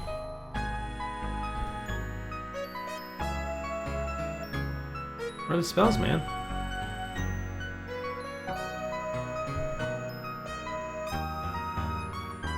Oh, I guess you can't. Yeah, you can't advance. Alright. So we just have to. Maybe we just invoke the book on the thing. Anything else in the cabinet? The cabinet's now empty. Alright. What's in here, though? No, nothing. Alright, close it. You close the cabinet doors, the lock clicks shut. What do you know about Stenman? Yeah, he was before my time. I know only that he was a traitor, and that he murdered the former king of Tarsus. Do you know of any secret passages in the throne room? Secret passages in the throne room? Ridiculous. Such a thing would be a danger to the crown. The secret passage was known to Stenman, and he did endanger the crown. Indeed. Indeed, yes. Well, I assure you that no one has used that so-called secret passage since his time. Can we speak to Balinor about this? The king is in the city discussing matters of grave importance with the parliament. He has no time to waste. Can we examine the throne room? As there is no one currently within the throne room for you to disturb, go right ahead. Why, thank you. Let's examine this lion's head. Careful examination of the lion's head shows you that the jaw is hinged. Ooh. The hinges look rather rusty. Can we open it? They're rusted shut. You are unable to open them. Push it. Can we oil it up? Where's our oil? Pour oil on jaw. You shake out a few drops, but they don't seem to have any effect. What about the vinegar? It's been... Alright. Alright, fine. The huge wooden throne is fashioned from oak and lined with velvet. The carved lion's head adorns the crest. A small rug is held in place by the throne. You have to move the massive throne. Push the rug. Nothing happens. Push the throne. You try to push the throne aside to see if it's covering any trapdoors, but the throne is too heavy to move. Sit on the throne. You settle yourself in the throne and discover that it's not very comfortable. After squirming around for a few minutes, you stand up again. The shield is adorned with the heraldic insignia of the Buchanan family. Firmly attached to the wall. And we can't open, okay. Candle holder. Carved horse's head candelabra shows the same craftsmanship and artistry as the throne. You can't get the candelabra off the wall, but you definitely felt it move a little when you pulled on it. Ooh, push it. That did something. Can we open the jaws now? No. The wall is absolutely smooth. There's no sign of a crack or opening in the pillar. The wall sounds completely solid here. You examine every inch of the pillar and can find no suggestion that can be opened. The candles provide a soothing, gentle illumination to the throne room. It's made from heavy brass, difficult to move. Okay. No, not the candelabra. Tapestry. We got another tapestry. The wall tapestry depicts a huge dragon. You move the heavy tapestry aside. It is surprisingly easier than you expected. The blank wall behind the tapestry is somewhat dusty. There's a narrow hairline crack running along the wall, but you don't see any way to open it. Okay, 1 second, I just gotta close the door here.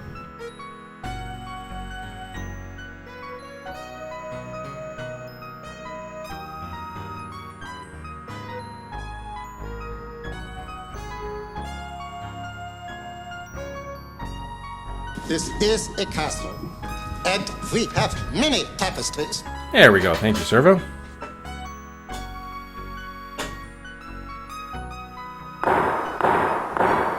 Okay, that's hollow. A section of the wall has a hollow sound when you tap on it. Now open it. Although there's definitely something odd about this wall, you cannot find any other direct way to open it. Okay, push the candle holder now. Oh, you moved back into place. Well, put it... Oh, so I didn't even notice there was a keyhole there. Alright. A large keyhole behind the hinged candle holder. Unlock the Oh. With my knife. You need something much smaller to open this lock. Okay. Like an arrow? Oh. No, unlock the keyhole with my locket. Alright. Probably have to go and see what's his face. Tapestry behind the throne depicts a castle in a forest. Perhaps this is the ancestral home of the royal family. Securely fastened to the wall. Okay, we can't do anything there. Alright, so, yeah. Alright, let's see if we can talk to what's-his-face for a key. Do you know about any secret... Well, yeah, you do. The only secret passage I am aware of is the one in the wine cellar under the castle. It has been collapsed, and the entrance locked since the end of the last war. Can you help us find the secret passage in the throne room? In case you haven't noticed, I'm a very busy man. I have no further time to waste with either of you. Oh, alright, jeez. Well, we need to get the key for that. I was kind of hoping, actually, hang on, can we invoke the book on the fire? Nothing happens, alright. Fair enough, alright. Alright, so let's go back in here. We don't have like a lockpick. Oh wait, no, she didn't have anything. Where should we look? You're the expert secret passage finder. You tell me. That's right, I am. What do you think of all this? I think that finding the secret passage is the best thing we could be doing right now. Until we get some more information about magic, we're stuck here. And if I have to listen to any more of the Seneschal's snide comments, I'm gonna lose my temper. Let's see what we can find here. You're the leader. Am I? What, Rufus? Hey, Rufus, you're gonna have to stay here so I can close the door so we don't have to hear the loud music. Oh, one moment.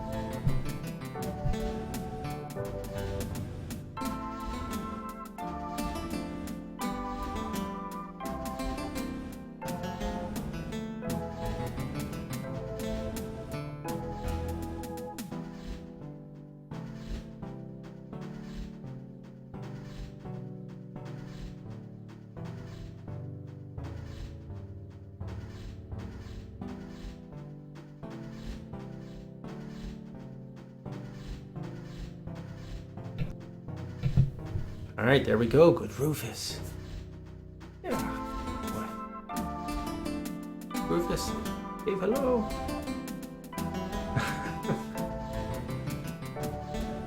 That's a good one.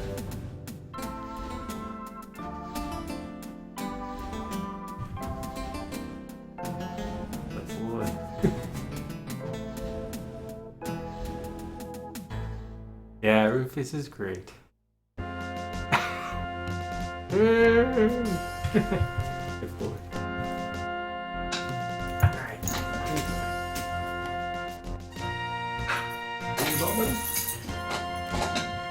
How's it going, Sting? Fogged up my glasses, Rufus.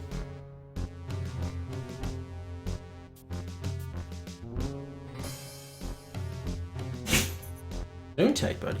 Zoom tight. Okay, we're trying to get this thing open, right? So we need to find a key or something that we could pick the lock with. Can we open this locket? Not the kind of locket that opens, okay. Wear it? She's already wearing it. Fair enough. Shoot the arrows at the keyhole. She shakes her head and mutters something about ricochets. Fair enough. Alright, so I don't know how we're picking that lock. The sword, you can't pick the lock. Wait, unlock kill with the sword. Alright, alright. Tinderbox? No. Okay. Potpourri.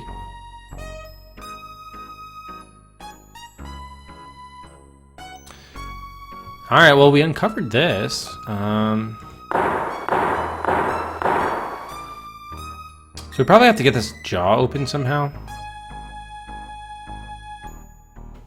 You can't... Oh, you can take the jaw? You tug on the jaw, it wiggles a little but doesn't come off.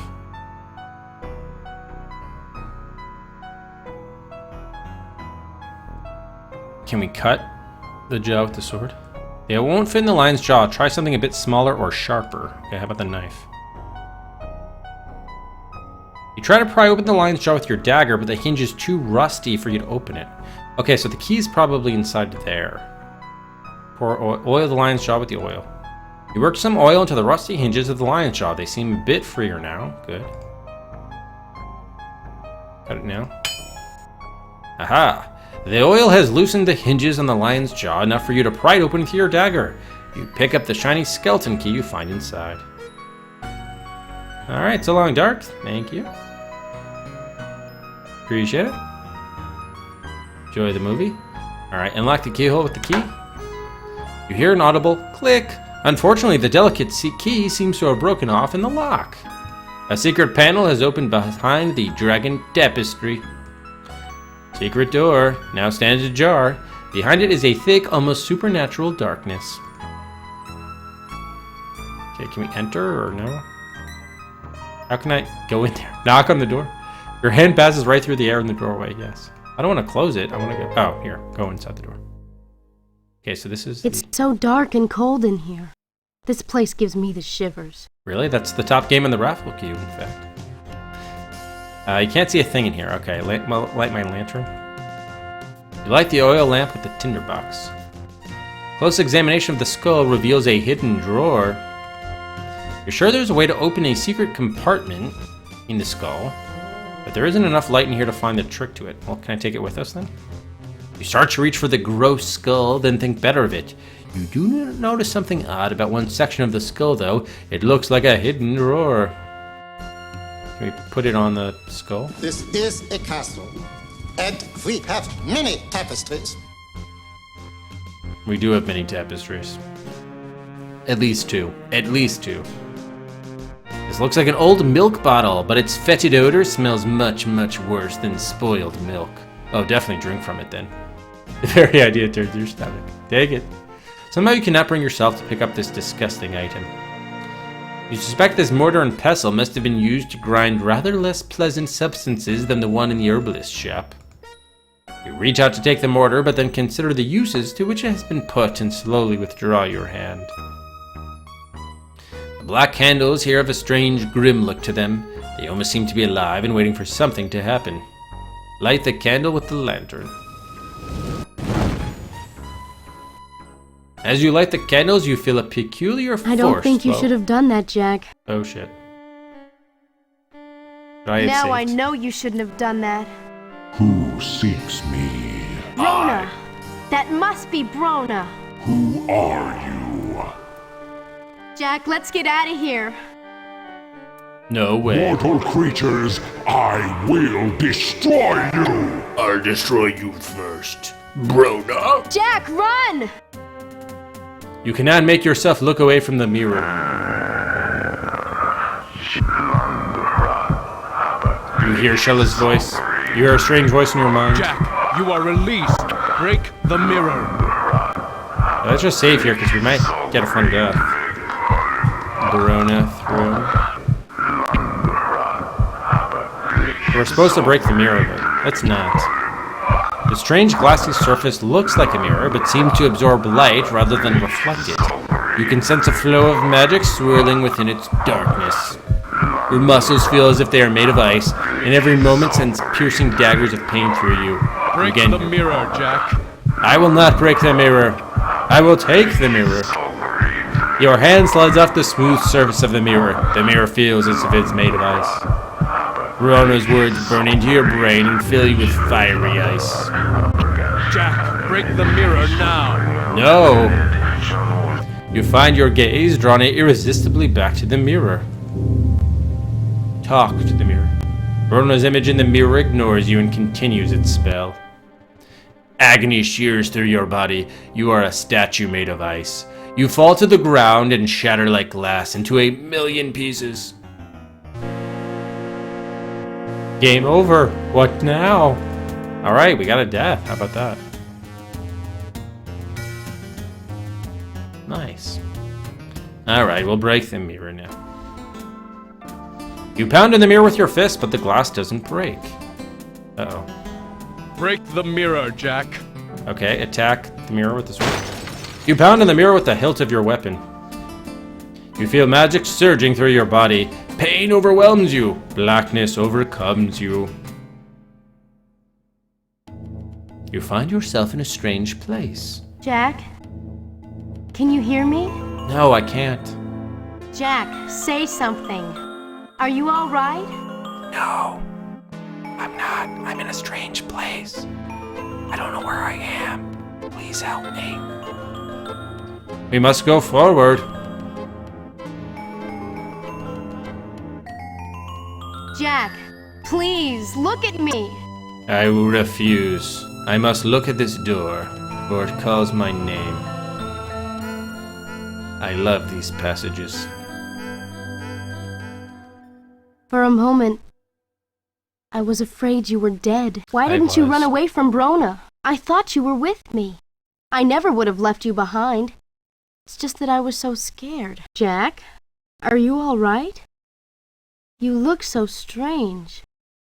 I've come out to man now. Now that the room has light, you put out your lantern to save oil. Then you take 2 sticks of incense that were hidden behind the mirror. This is the incense of summoning. Interesting. Ooh, interesting. Now we can open up this skull. You find a hidden drawer in the base of the skull and pull it open with some difficulty. Inside is an old parchment scroll. You take the scroll from the drawer. It's an old parchment scroll inscribed in a spidery script. The scroll contains instructions for performing a magical ritual known as the Spell of Revealing. Interesting, okay? Dark mirror. Only shards remain of the dark mirror. They no longer seem to have any magical power. Oh, geez, Rufus, you're so close to the... Here. Good buddy. Good buddy. All right. Can we take it as a souvenir? Your hand slides off. Okay. Made of ice. Talk to the mirror still. Does not respond to my voice. So what if we had gone in a different direction? That would have been interesting.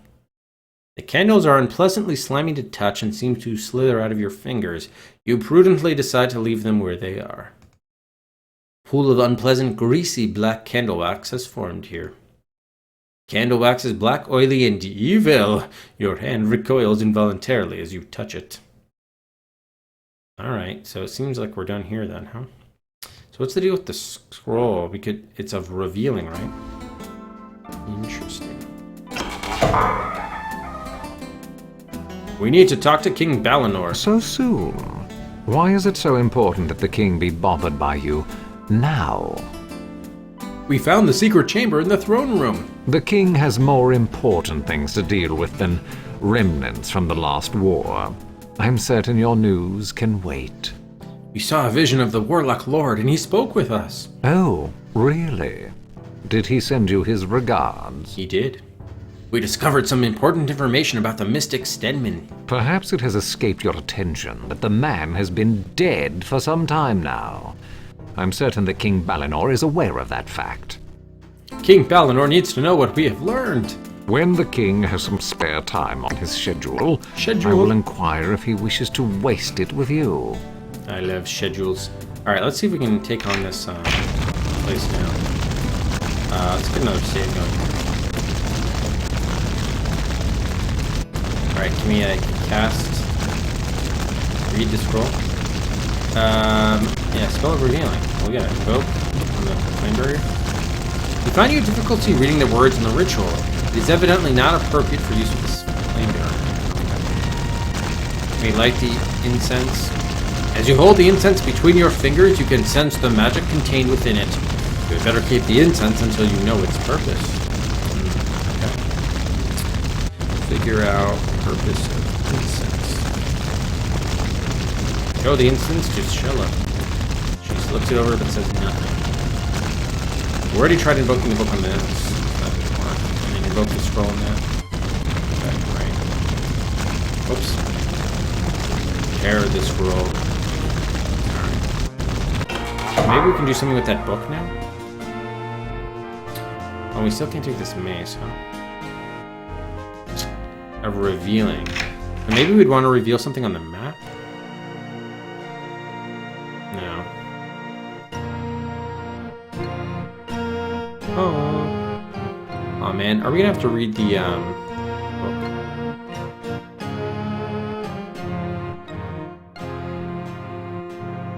And so that's just probably like a lot of backstory. Is the secret passages about the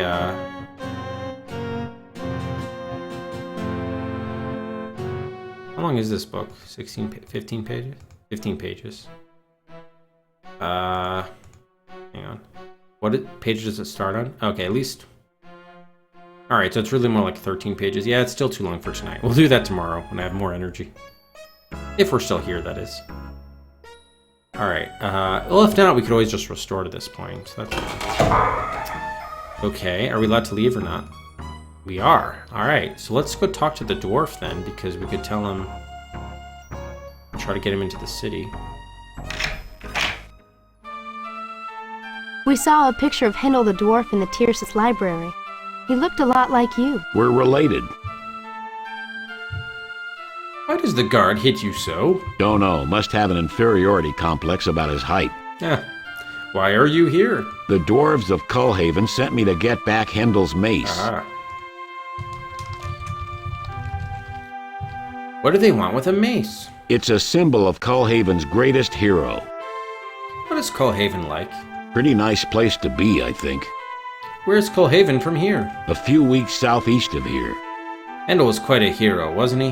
One of the best. Saved your father's lives a couple of times, not to mention saving Tyrsis. What do you know of magic? Enough to avoid it. Dangerous stuff. Thanks for the information. Okay, can we show... So he doesn't like magic. Can we show something to you? Looks at the book over, says nothing. Yeah, he doesn't like magic, so that makes sense. Do you know anything about wine? Vinegar? Okay. Makes sense. Damn. Can we take your axe? Alright. He's very possessive over his cookware. Fair enough. Actually, don't you think you would want vinegar, actually, for cooking? No, it says nothing. Alright. That was a little disappointing. I wouldn't like to live this close to the cliff like Brendel does. So can we climb this tree? Jack, that tree looks awfully dangerous to climb. You start to climb and feel the tree sway ominously under your weight. You prudently decide not to go any further. You're just too big for that old tree, Jack. Oh, I want a death, though. Please?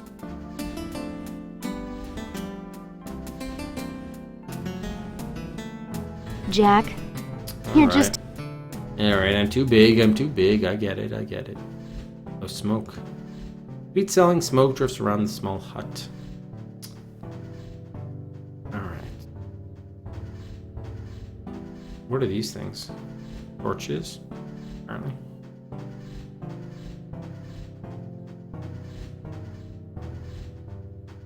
What have you got against dwarves?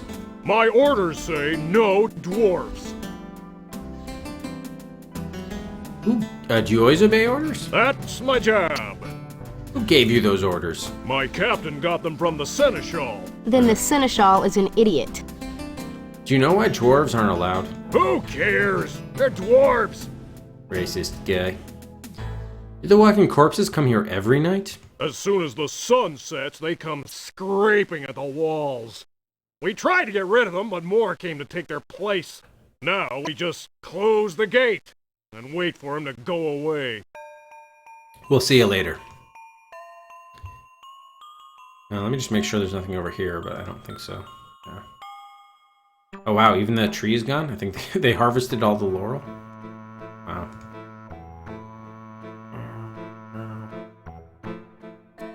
No. So soon. Alright, I thought there was gonna be a new thing. When the king... Alright, so it looks like we know we gotta get the mace. We also gotta get rid of the fire, and then there's the, well, that's actually probably just it, right? Maybe we get, what's-his-face back in here. I'm sure the dwarf could get the mace, probably.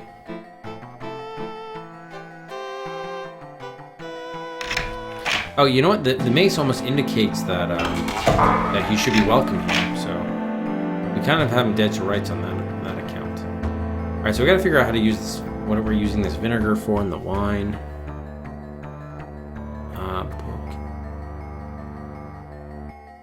Wasn't that supposed to have a spell?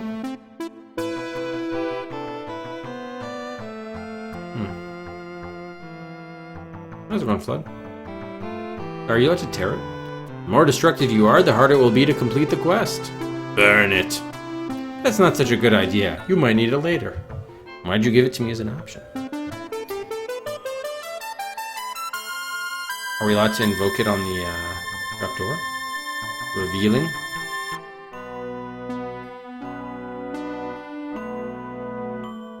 Nothing happens.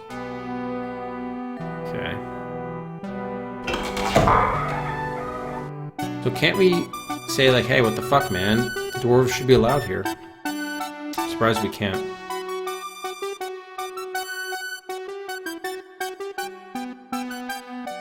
Okay, wine and vinegar.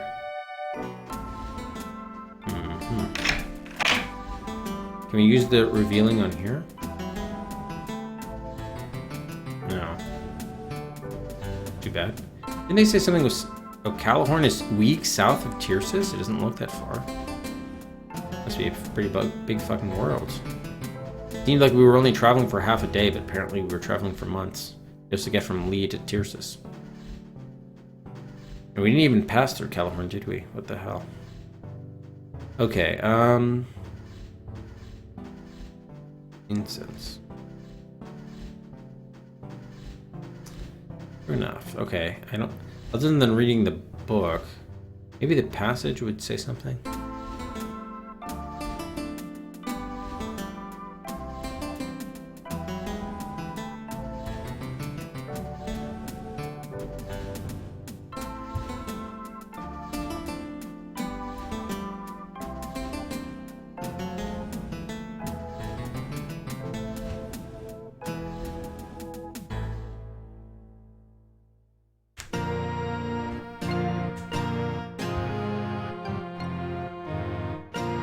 Alright, so we still need to put out the fire and then get the mace. That looks like the next two things to do.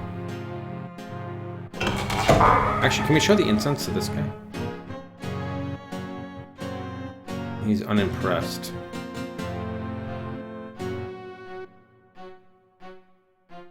Alright, what if we show them to Brendel? Oh, I think we already did, didn't we? Yeah, alright. Okay, so, why don't we talk to What's-Her-Face? Oops. There's something important we still need to do. I just don't know what. We've got questions, but no answers. Hey, Finaza. We do. Is there anything... How do we get back in there? That was my question. Can we extinguish the candles? I can't get them to go out. Alright, fair enough. Nothing else in the skull drawer. Close that. What's the deal with this bottle? Alright, it's disgusting. Can we put the incense in there? You can't imagine yourself following in the footsteps of the evil servant of darkness who formerly used this room. Pour the wine in there? The vinegar? No. Fair enough. Alright, seems like we're done with the throne.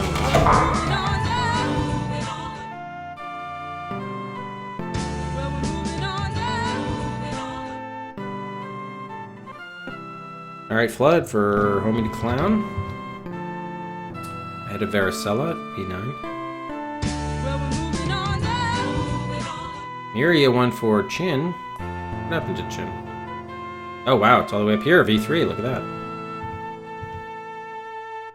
And then Noble 3 for Larry 3. Hey, Noble. Continues its assault on Shivers. It's 3 back now. Finaza 2 for Bloodnet.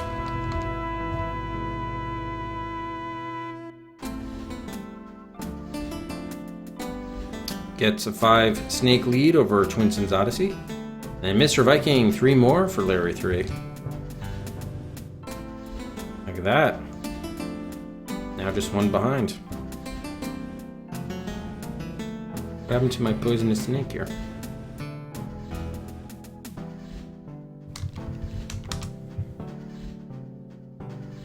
Yeah, thanks everybody. Team Larry, yeah, Team Larry's come out of the woodwork. Well, Noble was always supporting it. Mr. Viking, you were kind of, but it's got a lot more momentum now that, I guess since Are You Afraid of the Dark? Because I think Matt started supporting it too. So that was another benefactor.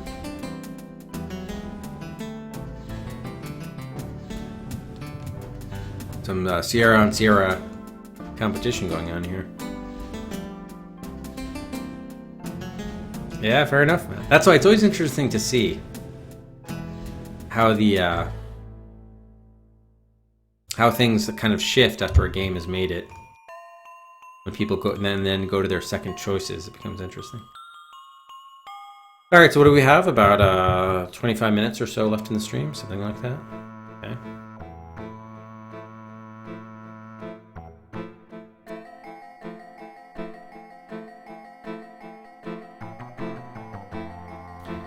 Alright, so we still gotta get this fire. I mean, I might just have to read the thing. Maybe we should just read it. We're gonna have to read it anyway. Let's just read the damn book.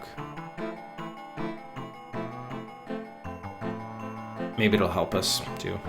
Alright, the war begins. This is the Great War of Tircis, being an account of the last war of the races, the deaths of King Rul Bakana and Prince Palance Bakana, and the fall of the gates of Tircis. The war begins. King Rul Bakana had ruled Tircis wisely and well for 30 years of peace and prosperity in the land of Calahorn. Actually, one second, guys. I'm getting a little toasty here. Overly toasty.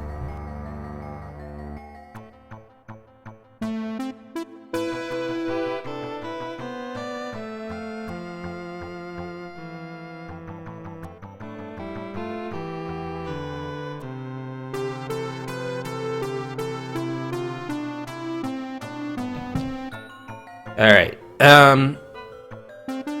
oh, and, okay, so Tircis is a city in Calahorn? His two sons, Crown Prince Balinor and Prince Palance, also had the respect and love of the people. Prince Balinor was noted as a leader of the Border Legion, the soldiers of this land. The fortress of Tircis, oh, it's a fortress, yeah, stood proudly as a symbol of the strength and power of this nation. There was a fierce winter storm that raged the day the dark stranger came to speak with King Rul and Prince Balinor. He called himself Alanon, and he spoke of ill news. The warlock Lord Rona had returned to Skull Mountain, and... What is this, Kong? King Kong. Again menaced the mountain, or the... Oh, that's Skull Island, I guess. True. Again menaced the peace of the Four Lands. The armies of Calahorn must be prepared against the threat of war. Alanon sought the last descendant of the great elf lord Jurl Shannara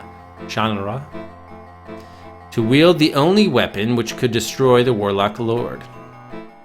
Prince Balinor spoke in Alanon's favor and agreed to aid Alanon in any way possible. Together they left the realm of Calahorn. Though the warning had been given, yet there were those who did not believe the words of Alanon. The Warlock Lord had been defeated 500 years ago in the Second War of the Races. The world had enjoyed peace for all those many years.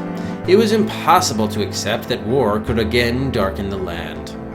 Chief of those who spoke against Alanon was the mystic Stenmin, advisor to the king.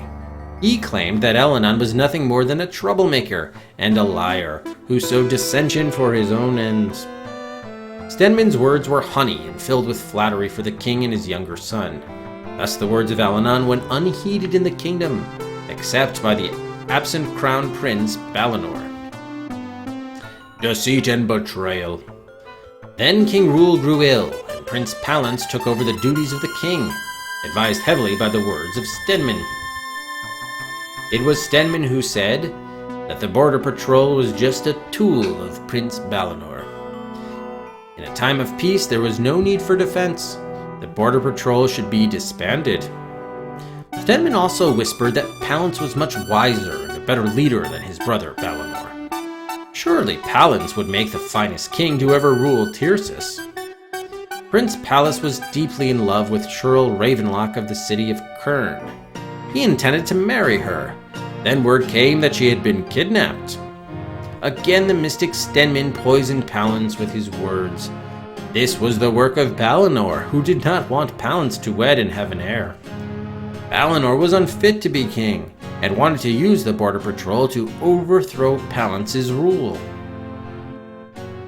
All these lies and more filled Palance's mind. Thus the border patrol was disbanded, and the Crown Prince Balinor was considered a traitor to Tircis. Dark again was the day that Balinor returned to Tircis, accompanied by 2 elves. Prince Palance confronted his brother. He declared Balinor to be a traitor to the throne and condemned him to death. Balinor and the elves were imprisoned within the dungeon below the cellar of Tircis. The valiant dwarf Hendel learned of Crown Prince Balinor's plight and sought to save him. To this end, he cleverly made his way into the castle by use of stealth. He freed Balinor and his friends from the room they were confined in and led them toward the cellar. However, somehow Stenman learned of his actions and sent men to stop them. The huge trapdoor of the cellar was closed, and Balinor and the others were trapped once more. Rescue and death. Then came to Tircis Menyon Lee, Crown Prince of the Kingdom of Lee, accompanied by Shirl Ravenlock. He had rescued Shirl from her kidnappers. They brought news of a mighty army which had burned Kern and now marched toward Tircis. Prince Palance showed no interest in the news and was only pleased that Shirl Ravenlock had been found. The prince was like a man gone mad, driven there by the magics of the mystic Stenman. Stenman knew that Menyon was a danger to his plans, and thus attempted to assassinate the Prince of Lee in the middle of the night. Menyon caught Stenman, and forced Stenman to lead Menyon to Balinor. Balinor and his friends were rescued from the confines of the dungeon. Menyon now recognized Stenman as one of the kidnappers of Shirl Ravenlock. Stenman's plots were deep and deadly to all of Calahorn. Prince Palance then came upon them all. The mystic tried to reassert his power over the prince. When that failed, Stenman tried to escape, and he ran up the stone stairs that led out of the wine cellar. Palance stood in his way. Suddenly, Stenman pulled out his dagger and slew the prince.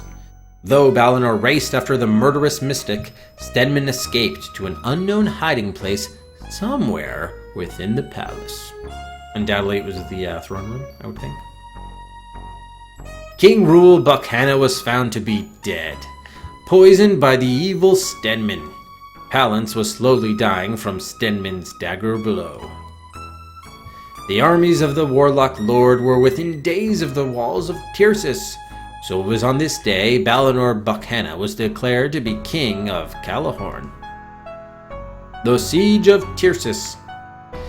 The rebanded border patrol rode out to stop the armies of Brona at the Myrmidon River. However, the armies of trolls and gnomes following the banner of the Warlock Lord were 1,000-fold and feared nothing. Though the enemy died in huge numbers, still Brona's army continued to attack. At last, the border patrol could no longer hold the banks of the Myrmidon, and they were forced to retreat to the Tircis walls. The city of Tircis was built for war. From the unclimbable cliff sides of the plateau upon which the city was built, to the huge outer wall that surrounded Tircis, never had the city fallen in battle. But now the armies of the Warlock Lord surrounded the city. His trolls were fierce and fearless fighters. The gnomes were cunning and their number was uncountable.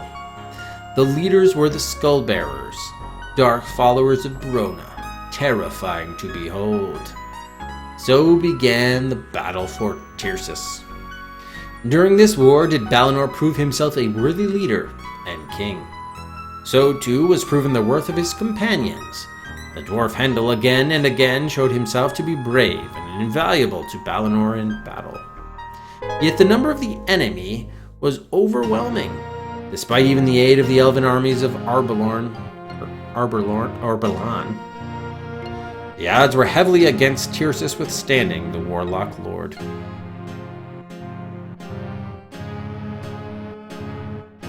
The Secret Passages. At last the blood-red sun arose upon the morning that the enemy sounded the death watch.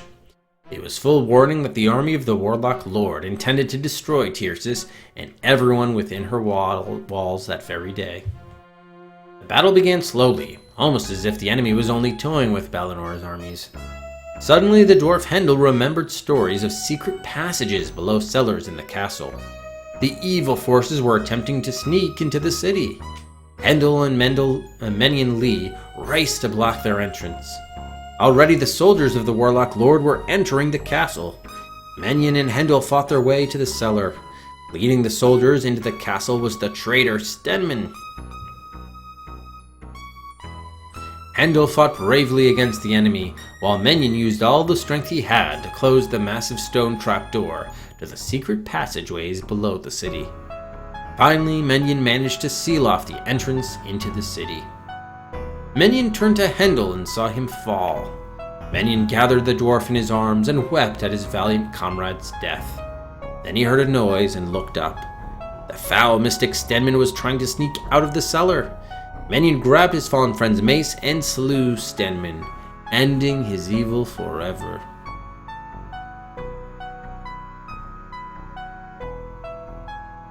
The final battle. Now the armies of the Warlock Lord massed for the attack. The skies blackened as if it were night, and the sound of the war drums echoed off the city walls. A battalion of trolls had picked up a huge ram and prepared to charge the gate. Despite the hail of arrows, they lumbered forward until they crashed against the gates. Time and again, the ram hit against the gates. At last, the gates smashed open. The forces of Brona charged forward. The last of the defenders of Tircis braced for the last battle. Then the earth began to shake, and a wild wind rose from the north. Red lightning shattered the sky, and the thunder rocked the walls. The skull bearers rose into the air with a piercing shriek of anguish. Suddenly they vanished, and the darkness of the sky began to clear. Skull Mountain, far to the north, the last descendant of Juril Shannara, Shay Omsford, had met Brona with the sword of Shannara and slew the Warlock Lord. With that, the enemy armies turned and retreated. The last war of the races was over. Now the sword of Shannara rests in a vault in Tircis.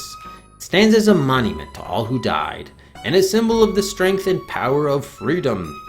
Forever shall Tircis stand proud against the forces against her. Forever shall Tircis stand in peace or in war.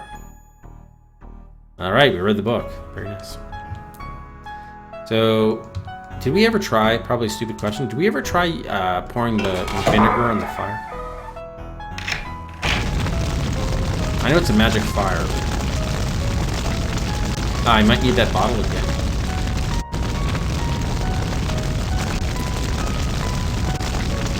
Drink the wine? Okay.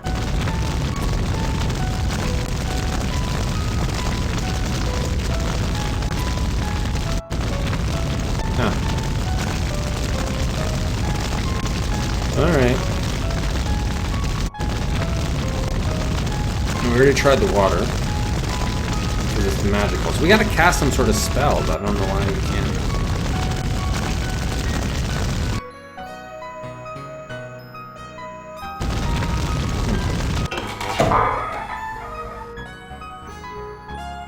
I want to glance at the anger on Shella's face, and you decide that now is not a good time to talk. Wow. So, Alright. when the... So, it would be great if we get this mace for what's his name. Leave that way. Cut.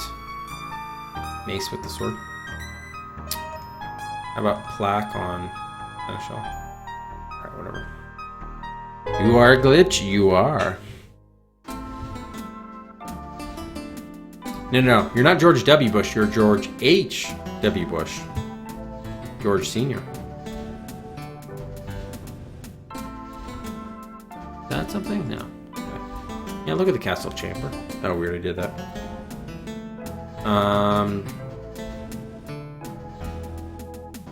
Kind of want a squill pen for some reason. Okay, so we gotta find out some magic. Are there no other books we can read here?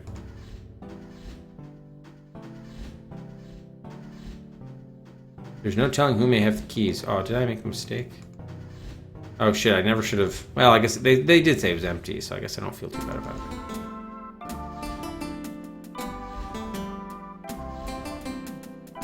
Okay. So,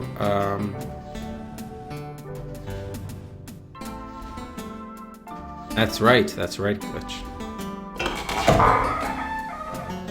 But we can read your lips, though. No new taxes. Alright, so, the boulder. And we can't leave, right? You know that you cannot accomplish your goal until you get the Sword of Shannara. You resolve not to leave until you have the sword. And we can't get the dwarf's help? Maybe we can reveal something here?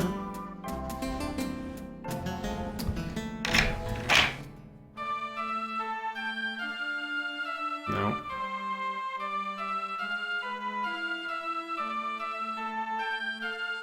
Investigating the small hut, you learn that Brendel is a woodcutter by trade. Maybe we could cut that tree. His hobbies seem to be whittling and cooking. He has neat habits. Huh. I kind of want to open up that trap door, even though I know we're not supposed to.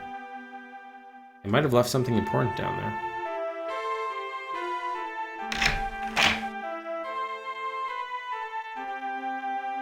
Virtually sealed forever.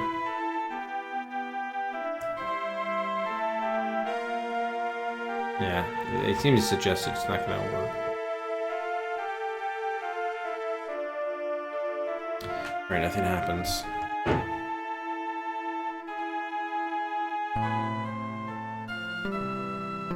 What happened to your father after he killed Stenman? He went out to defend the bridge of Sendik against the trolls.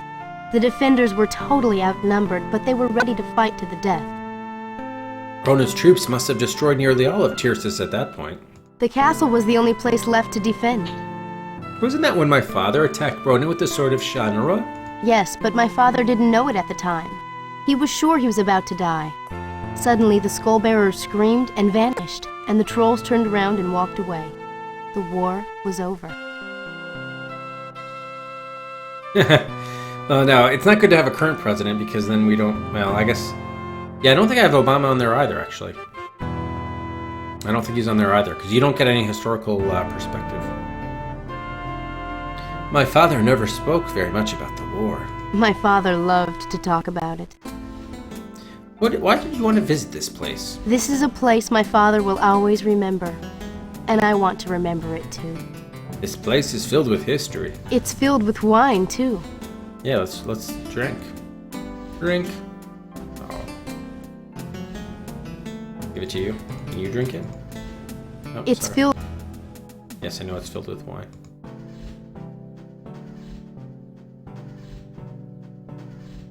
Alright. So she's got the wine. We probably should give it back so we don't forget about it. We do have a kerchief. Tie the kerchief to Shella. She's too young to tie herself down? As if someone older should be tied down? You were too young to think about getting attached? What? What? Are we like tying the knot? Is that what that means? Wow. She politely declines your request and holds tight to the locket. That's great. Alright. What was that note again? Vinegar. So we got bad wine. Maybe I can give it to, what's his name?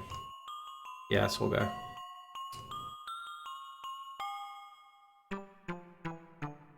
Oh, he's unimpressed.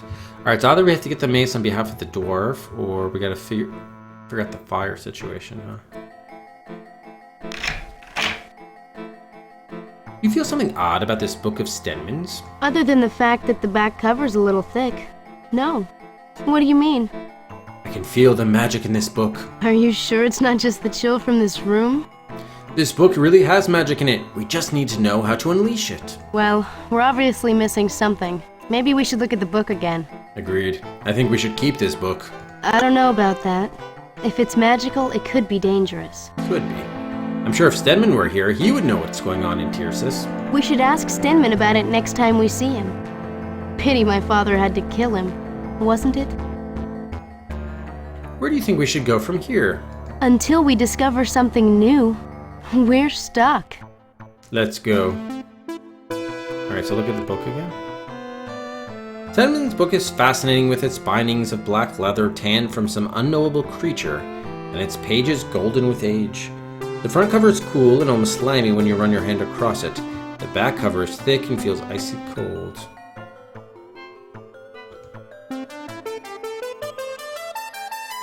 How do we get to the back cover?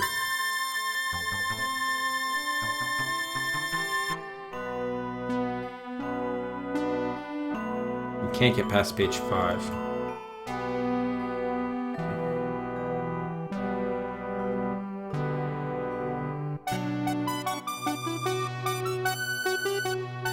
Nothing happens. I invoked it on her.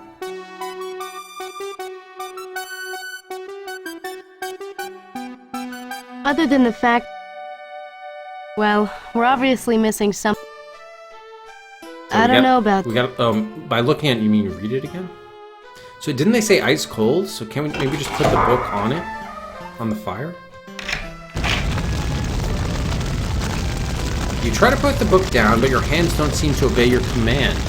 Some powerful urge inside you is pushing you to use the book's magic. It is a feeling that is both exhilarating and frightening at the same time. Need the book here? Oh no, reading it doesn't help. I tried invoking it though. Nothing happens. Show the book to the flame barrier? You're not at all surprised when the flame barrier shows their reaction. Give the book to me. How do I invoke it? On me? Perhaps you cannot evoke a ritual upon yourself. Oh, maybe I have to put it on something else. Like the water. Make the wine vinegar. The book might be needed for something else.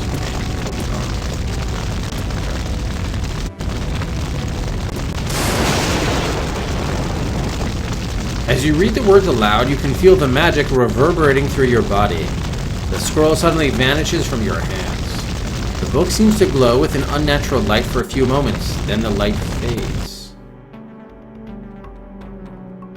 Oh. So wait a minute, did we just use the scroll to reveal 3 new rituals in the book? That must have been what happened. So we actually cast the scroll in the book. Interesting. The ritual of summoning. To raise the shade of the dead in the place where the dead did die. Thou must have the incense of summoning, which we do have. The blood of the one who died, which we don't. The weapon that killed the one who died. Oh, are we gonna have to recall Stedman here? Because the weapon is the incense, right? I'm sorry, not the incense, the mace.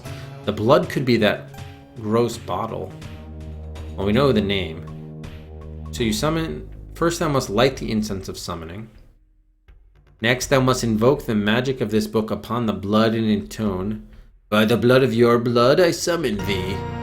Then thou must invoke the magic of this book upon the weapon and intone. By the weapon of your death I summon thee.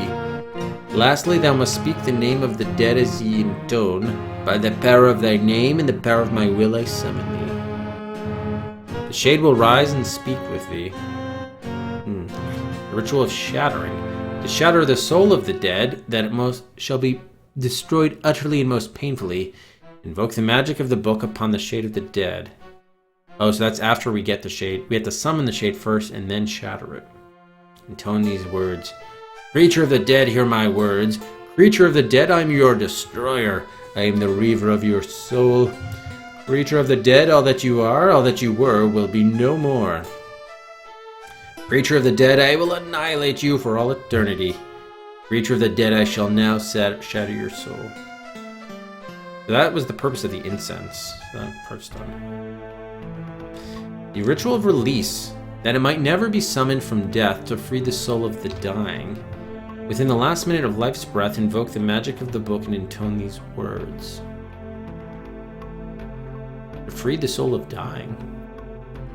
Thou who death has touched, hear the words I speak. Thou who death has kissed, find the peace ye seek. Thou who death has marked, submit thy will to me. Thou who death has blessed, let thy soul be free. Is that like for like Hen, whatever his name is?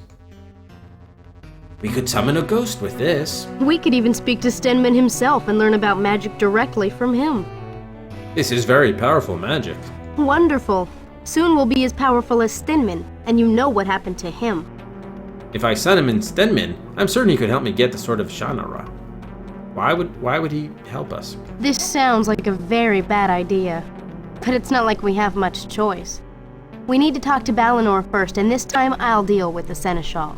After facing Brona, I can certainly confront a Seneschal. Indeed. We found the secret chamber in the throne room. We discovered how Steinman contacted the Warlock Lord. We even spoke with Brona ourselves.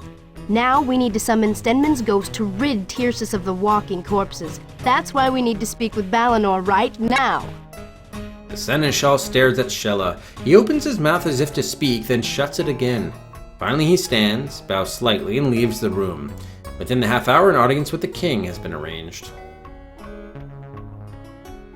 You wish to speak to the ghost of the mystic Steinman? He was in league with Brona. He might have some idea what's happening. In life, Steinman was an evil man.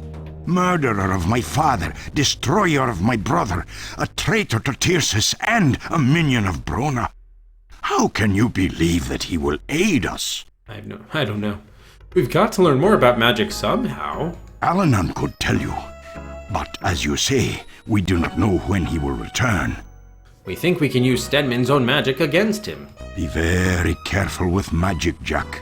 It is as dangerous as Brona himself. Steinman's book will help us against him. Tircis is already overrun by the dead, yet you intend to summon another?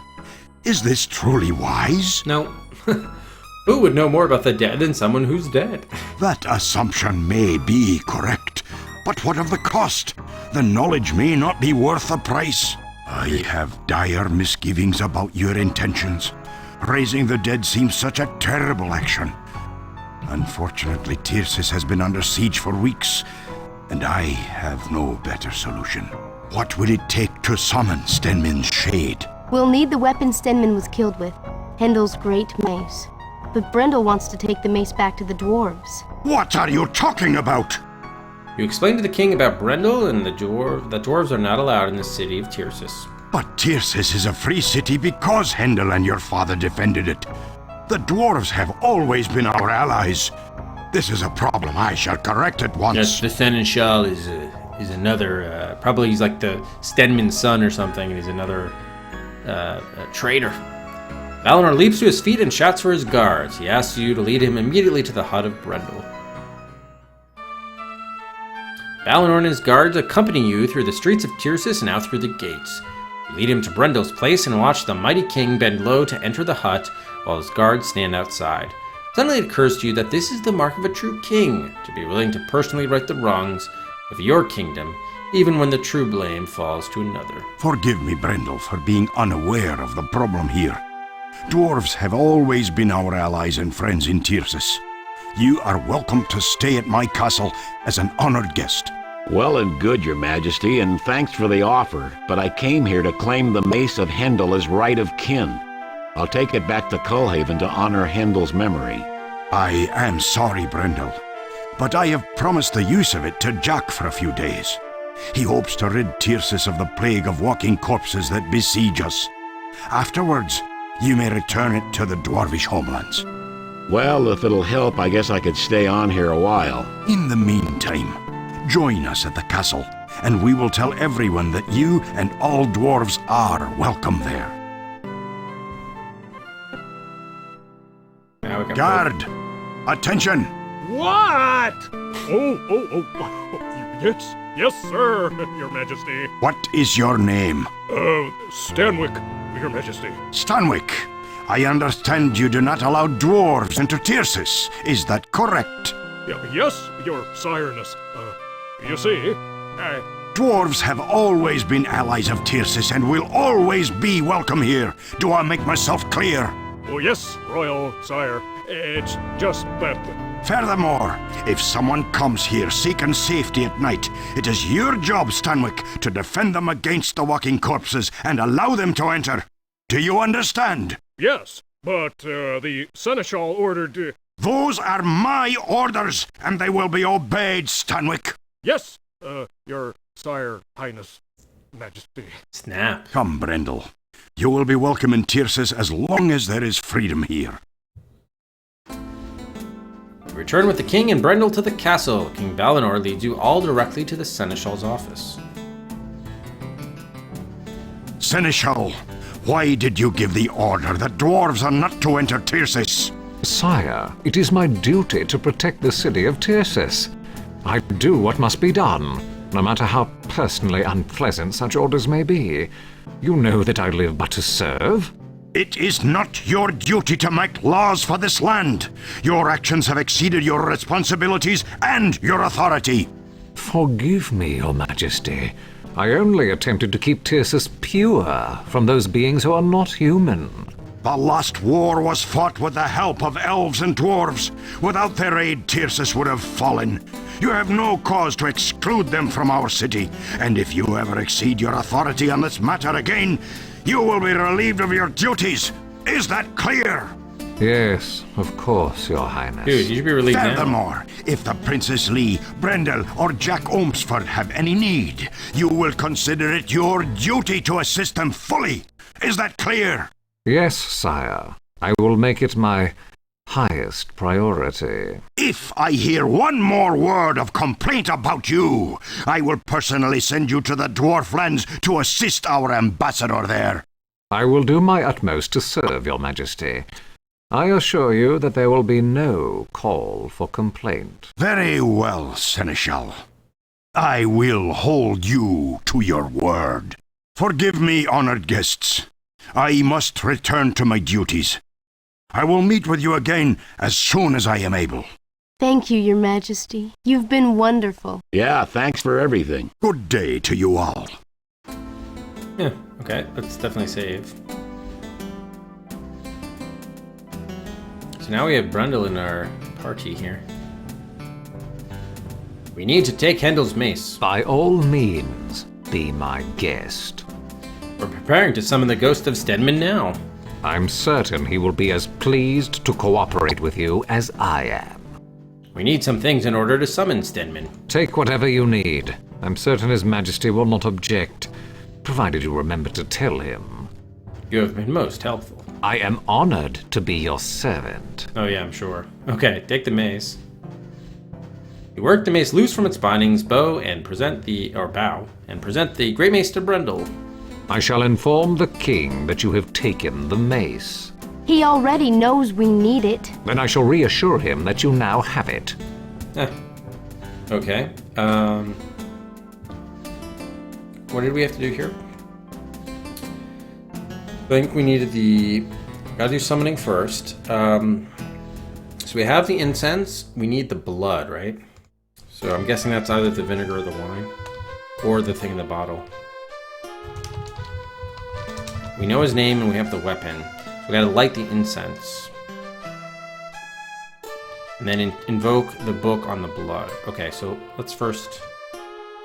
Can we just light incense anywhere? As you hold the incense between your fingers, you can sense... Oh, until you know its purpose. Well, we know what the purpose. But... Alright, can we... How did we get in here? Oh, shit. Can we not get in there? Really? I don't have the key anymore. There's no way to get that unless it's not in there again. Didn't it break or something? Here's my oil. The lion's jaw is already oily. Apparently King Balinor did not approve of having a secret compartment in his throne. The hinges have been permanently welded shut. Oh wow, okay. So I guess we're not getting back in there. So we just need the blood for the thing. Good wine here. Good for cooking. Balinor won't miss it. You give Brendel the bottle you picked up earlier. Oh, okay. So we still need the guy's blood though. Is this the blood? Make it clear that all the objects needed for the ritual must be in place before you can begin the spell. You are not yet ready. Okay, so we don't have the blood then. Where would we find it? I guess we're gonna have to figure that out. I mean, there are only so many places.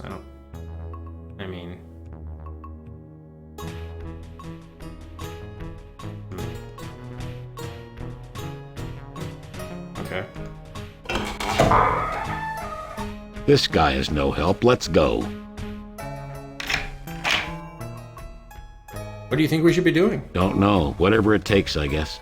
Thanks a lot. Don't mention it. Huh. Well, we do know this is where Stenman died. I'm not sure I really want to do this. Not like you have much choice. We still need to find some of Stenman's blood. I'm sure they cleaned away all traces of blood long ago. There's no way we're gonna find any here. This is the only way I know of to get more information. King Balinor was right. This is dangerous. I only hope the price of this knowledge isn't too high. Let's try some things. My full health.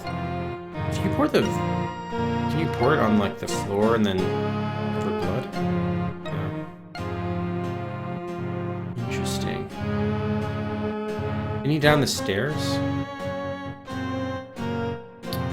Okay. Oh, isn't there the reveal?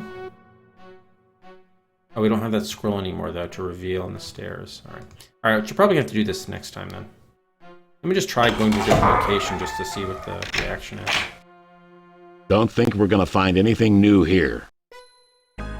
We're not getting anywhere by wandering. We need to figure out what we're doing. We know what we're looking for blood. Blood. What do you think about this? Not anything I've seen before. Don't have much truck with magic. Do you have any idea how to get inside the barrier? Stick to your plan, I'd say. Let's try something else.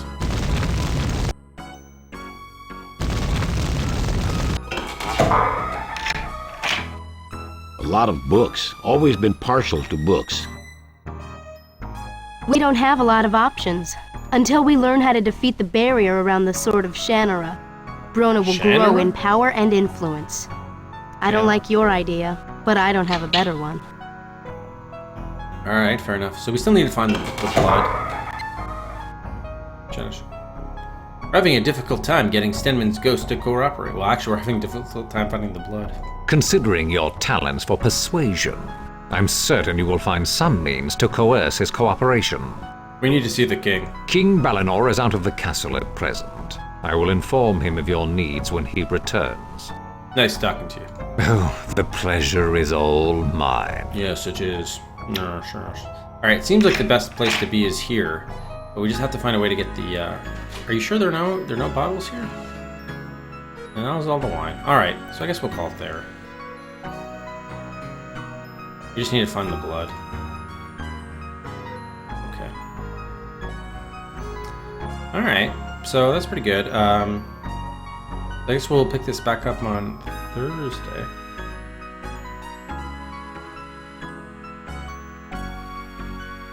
Sounds good. Alright, let's host up,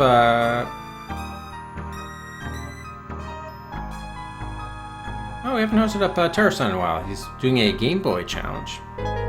Currently on top rank tennis in his Game Boy journey. Hey, BDR, yeah, sorry you missed it.